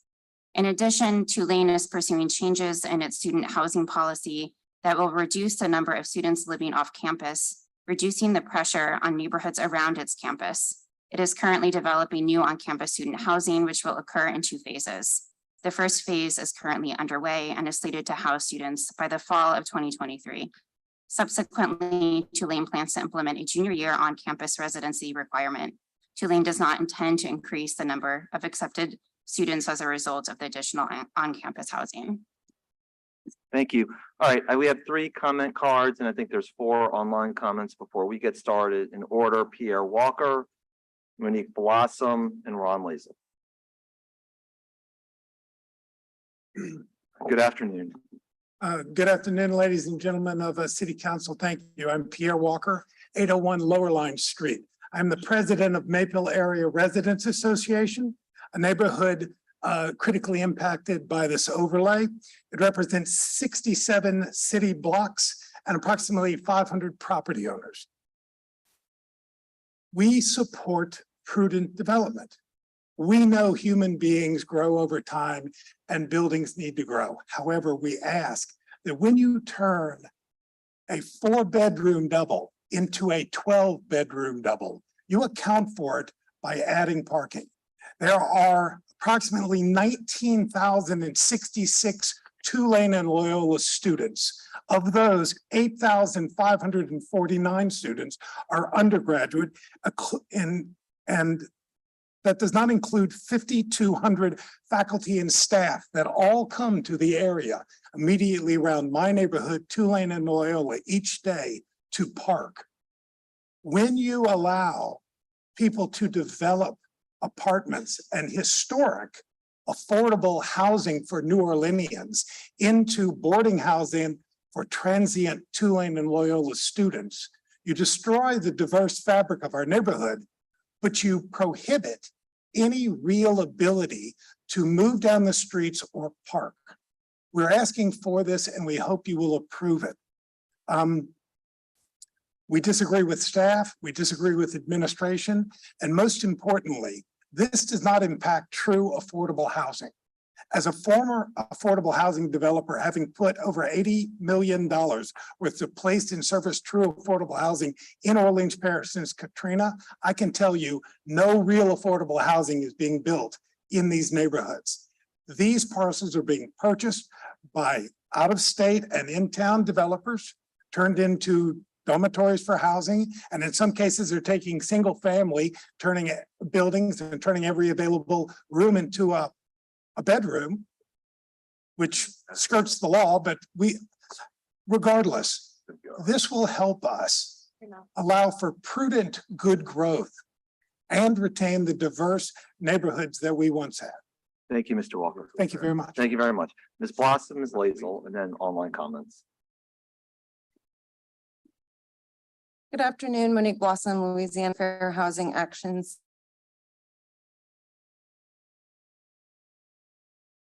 And your wonderful staff.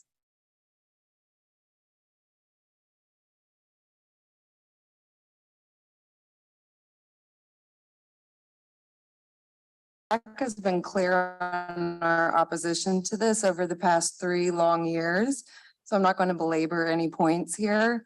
Our opposition lies in the affordable housing language, because essentially you could follow all the rules under what already exists in the CZO, but the project could still be derailed by those extra parking spaces. We do greatly appreciate including the reconsideration date of 2026. So again, thank you, Councilmember Giarrusso, for the open conversation. Thank you, Ms. Blossom. Mr. Lazel.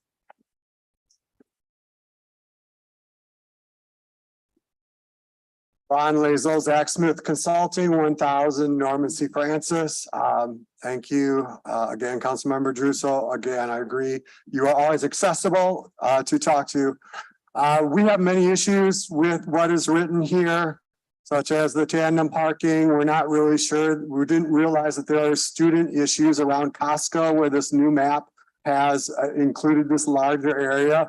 But we made an offer to support this to Councilmember Giarrusso with one change, and that's point number 9, to change the affordability to match what's already in our law with the small multifamily ordinance. We would ask that number 9 be changed and that it matches what's already in our laws. Now, we always talk about, we want affordable housing.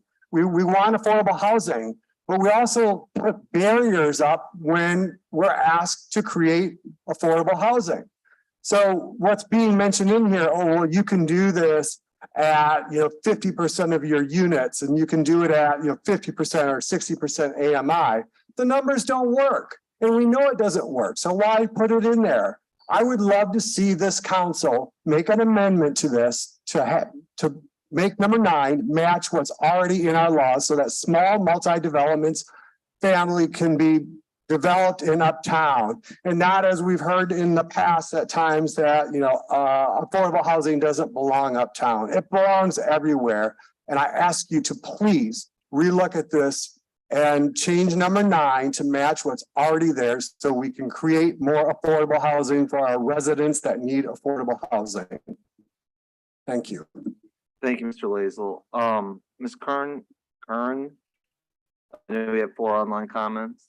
Yes, the first comment is from Representative Amy Freeman.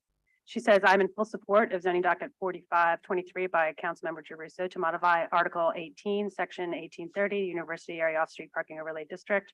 The overlay is designed to control the excess parking demand by requiring that increases in the number of bedrooms will require the developers to provide sufficient parking to accommodate the residents of the additional bedrooms. While not all D2D residents have cars, many of them do. The number of occupants in D2Ds is significantly higher than in structures occupied by residents, higher than in structures occupied by local residents, increasing parking demand in the blocks where they are located. I urge you to stop disruptive housing models that convert residential housing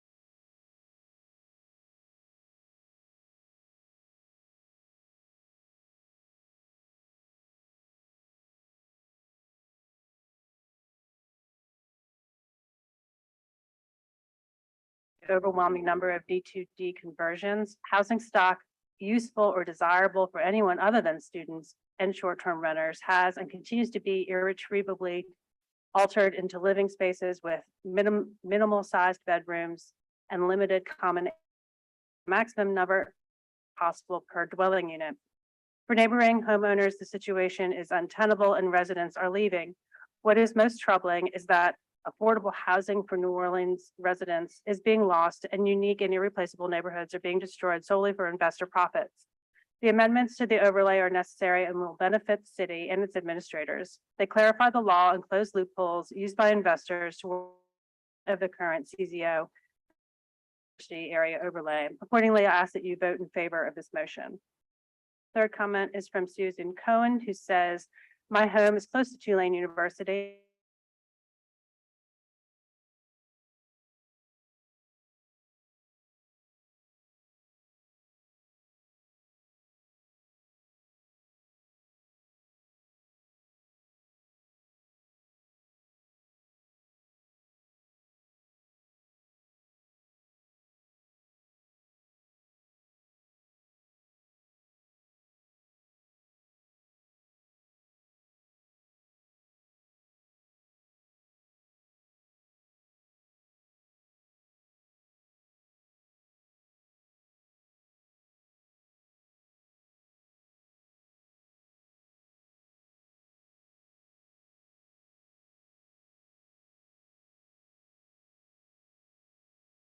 The previous version in order to ensure compliance and enforcement. And the last comment is from Jill Fitzpatrick, who says, I support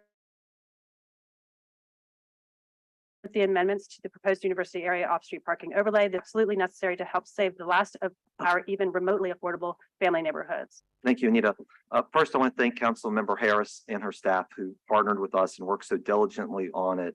Also, I know my colleagues received a number of emails from neighbors in regards to this.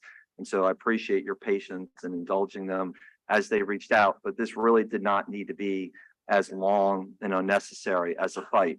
I really see this as a microcosm for issues that we're continuing to see in chambers, particularly when it comes to land use and other matters. Some issues are easy to decide, others are harder. The D2D decision is the latter. This is what we frequently see in here. Objective opinions are outweighed by truth Belief eclipses fact. This one happens all the time. Details are omitted, leaving an incomplete impression. Communicated or overshadowed by one-sided PR campaigns, and more, the means justify the ends. As representatives of the people, we need healthy debate on policy issues, and we welcome those. Debate does not mean disloyalty. These chambers are a public forum. I once heard somebody say passion is the flip side of caring, and these chambers should be a place to say how you care about your city. That care should be also coupled with a guiding set of core principles and common sense. Public debate on double-sided dorms is welcomed, but actual policy positions are not what you're going to hear from people internally and externally challenging the overlay sometimes. Instead, this is the argument that they hew to. The best housing is to increase density and limit parking. That is not happening here. Not only is it not happening here, but the principle and good sense are being abused. Developers are hurting the housing stock and pushing New Orleanians out of their homes. Here's what some want you to believe. Affordable housing is created by increasing density and limiting parking. The overlay and IZD have certain restrictions on density and parking.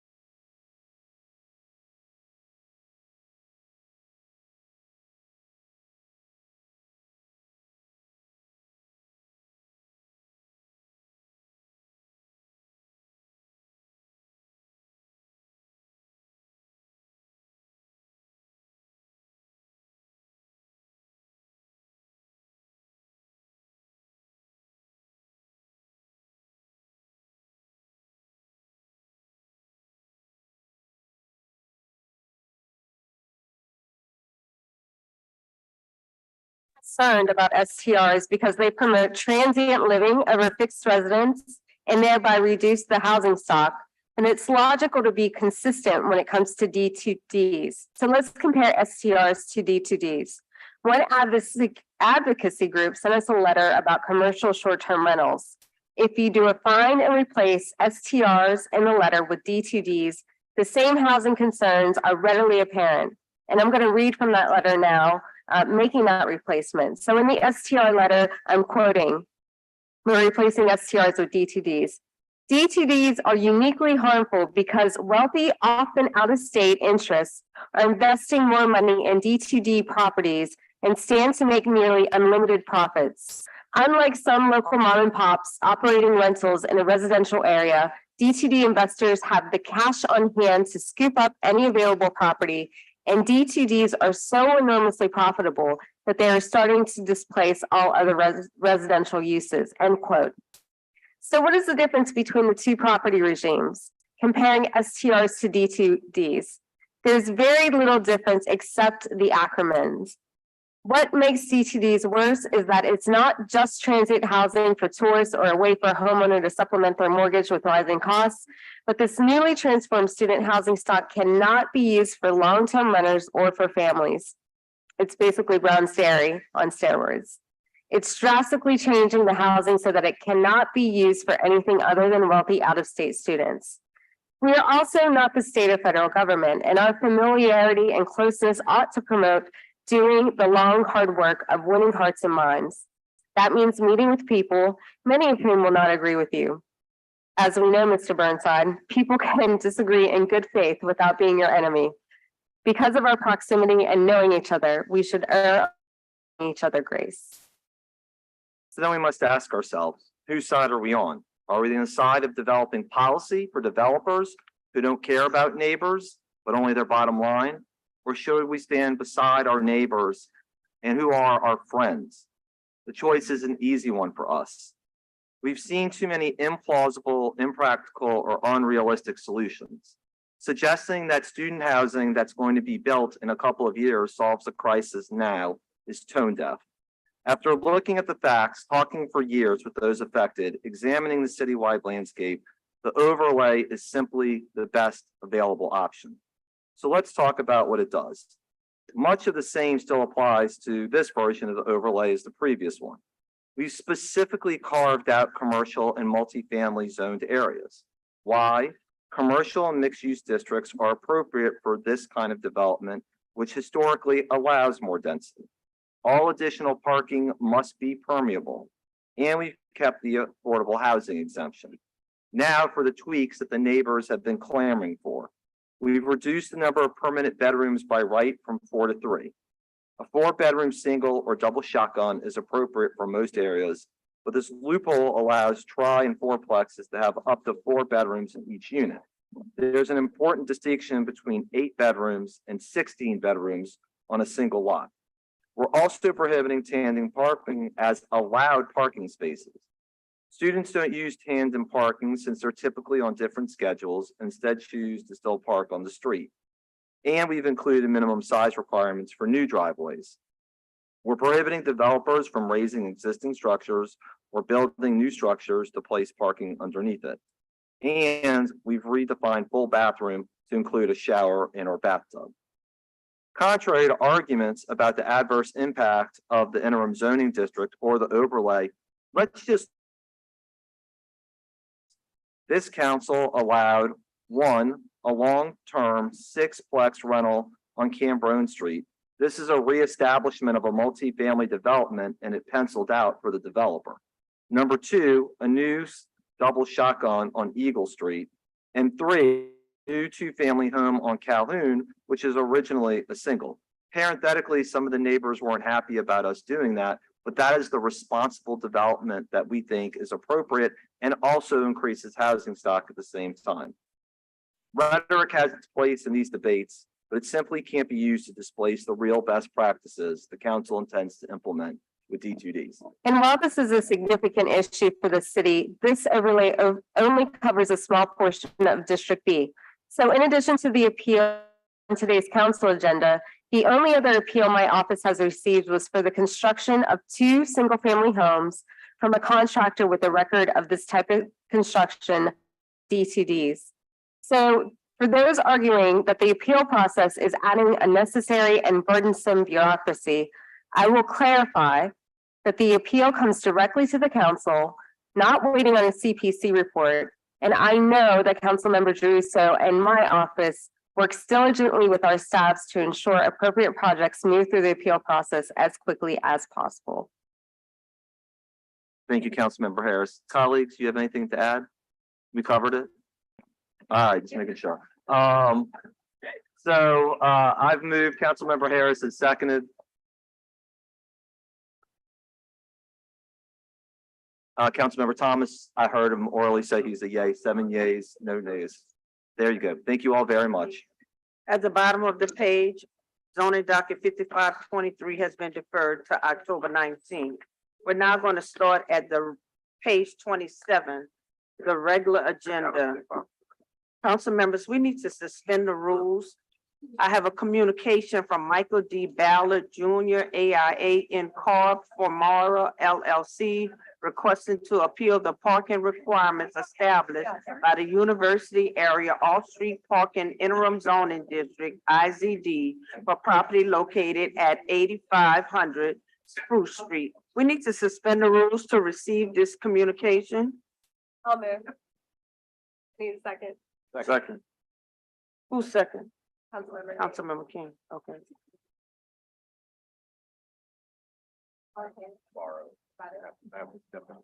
We had 5. We're 5, yeah, you're good. We didn't vote yet. Okay. Now we need to further suspend the rules to add this report, this communication to the agenda. Okay. Second by Moreno.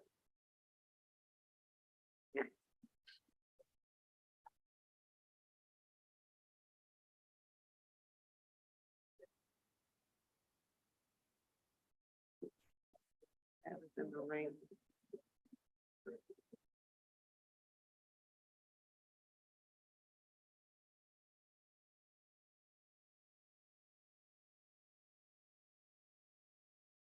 We have a legislative grouping.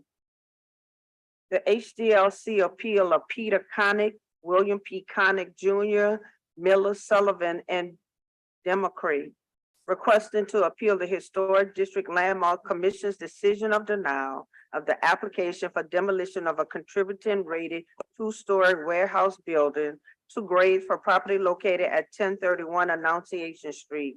We have motion M23-468 by Councilmember Harris, overruling and granting the applicant's request for the property located at 1031 Annunciation Street. Thank you, Madam Clerk. This motion would overrule HGLC's decision to deny demolition of the warehouse at 1031 Annunciation. Eleanor, could you brief us on the HGLC report? Yes. 1031 Annunciation Street is an early 20th century contributing rated warehouse located in the Warehouse District, Full Control Local Historic District. The current building has been left open and vulnerable to rain and wind at the rear wall for over a decade, and the roof decking and wood-framed rooftop penthouse structure appear to be deteriorating at an accelerating pace. The building is also suffering continued deferred maintenance in the form of unprotected window openings, ad hoc and unsympathetic masonry repairs, vegetation, growth, cracks, falling in the exterior stucco, deterioration and collapse of the roof structure, and a general lack of routine maintenance and repair, all of which continue to degrade its remaining historic building fabric. While this has led directly to the building's uniquely deteriorated current condition, it appears that enough of the historic fabric and structural integrity remains that it could easily and reasonably be incorporated into a redevelopment plan, just as it has been for several previous applications. While staff understands the applicant's desire to alleviate the liability of daily fines from code enforcement, full demolition of the existing historic structure is an extreme and inappropriate action. Previous approvable applications demonstrate the existing building is feasible for retention and or incorporation into a redevelopment plan for the site, and this option should continue to be explored by the applicant. The historic structure is eligible for state and federal tax credits for rehabilitation, and these subsidies will vanish if the building were demolished. The applicant could work with HDLC and code enforcement to develop a plan to make a good faith effort to address the most urgent violation conditions at the site, while ensuring the exterior walls, roof, and other historic building fabric is preserved and maintained for reuse and inclusive redevelopment in the future. Staff would also like to note that the continued demolition of warehouse buildings in an area designated because of character defining warehouses is unwise. Continued demolitions of contributing rated warehouses undermine and negatively impact the visual perception of the area and the public's understanding of the unique social, cultural, economic, and architectural history of the district, not to mention its authenticity. Based on these factors, the fair condition of the building elements today, staff recommended denial of the request for demolition to grade. At their meeting of September 6, 2023, the commission, following unanimous public comment in opposition to the demolition, the commission voted unanimously to deny the demolition. The HDLC is sympathetic to the current headwinds facing property owners wishing to redevelop larger properties in the city of New Orleans. Code enforcement is willing to work with the HDLC to minimize fines in lieu of securing and mothballing the structure for future redevelopment. If this particular developer is not able to make a redevelopment happen, perhaps they should sell the properties to someone who can. It would be short-sighted to demolish a contributing resource anchoring an iconic intersection of the city because the current owner has failed in redeveloping it while allowing its demolition by neglect. Thank you, Eleanor. Mary Nell Nolan Wheatley.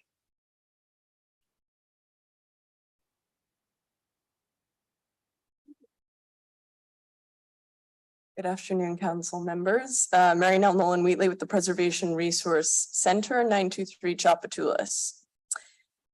The former Dixie Machine Welding and Metal Works is a warehouse in the warehouse district, and as such, it contributes to the local historic district and the National Register Historic District, which the PRC helped nominate in the 1980s.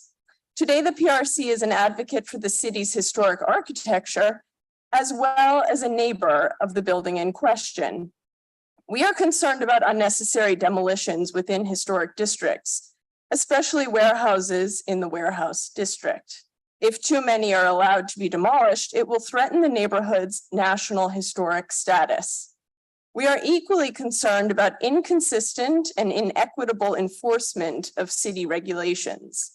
The owner, over the past several years, has submitted plans to renovate this structure and marry that with new construction. These plans were approved by the HDLC.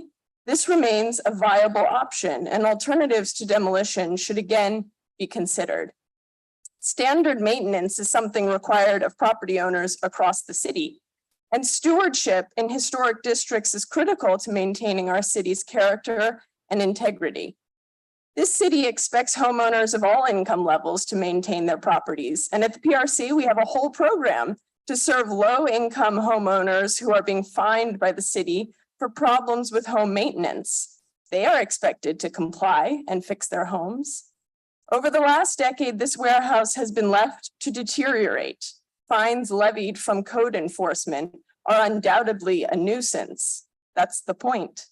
Their purpose is to motivate an owner to make necessary repairs. But instead of holding the owner accountable here, the decade of neglect is being rewarded with a demolition permit, and it's drastic, irreversible, and unnecessary. Full demolition of this protected warehouse harms the historic district and rewards negligence, and all that without a guarantee for any future redevelopment. Thanks. Thank you. Eleanor, as you know,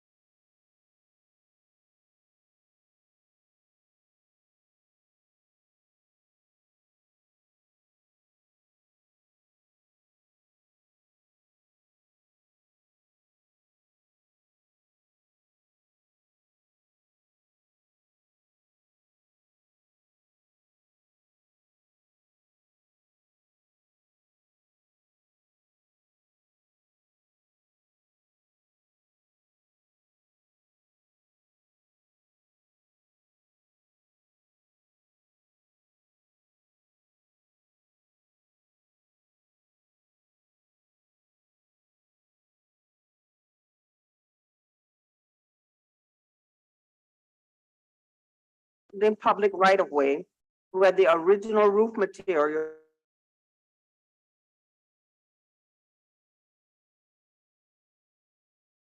we have motion M 23-473 by Councilmember King, granting the applicant's request for the property located at 2624 Burgundy Street, subject to the following provisos. Number one, the standing seam metal roof color shall be limited to a dark shade gray, black, or bronze in a less reflective finish. Number two, the details of the metal roof shall be approved by the HDLC staff. Thank you, Madam Clerk. HDLC, 4. The Lutheran Evangelical Church at 2624 Burgundy Street is a contributing rated structure at the primary church building.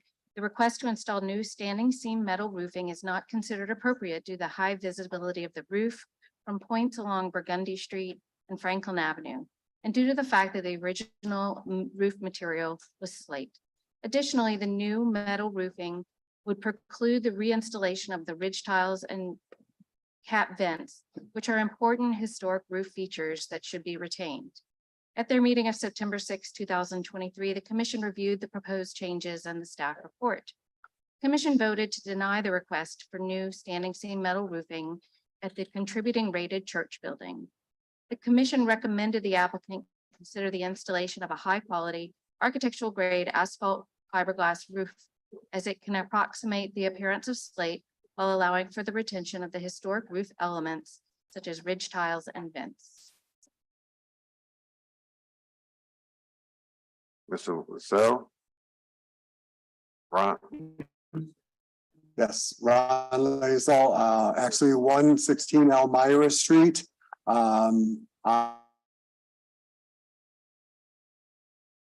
Not a paid consultant for this one. I ran into this at a HGLC and offered to help them in 1992 and 1993. I did my internship or research, which is what ultimately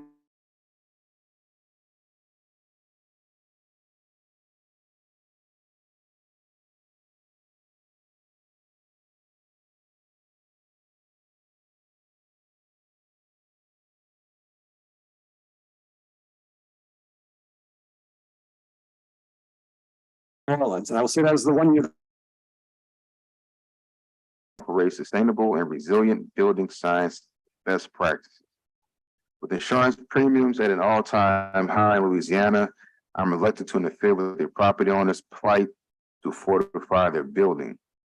As such, our motion approves this appeal with the provisos that the metal roof color black or bronze in a less reflective finish and the roof be approved by the HDLC staff. This time, I'm going to approve the applicant's motion for the applicant's appeal.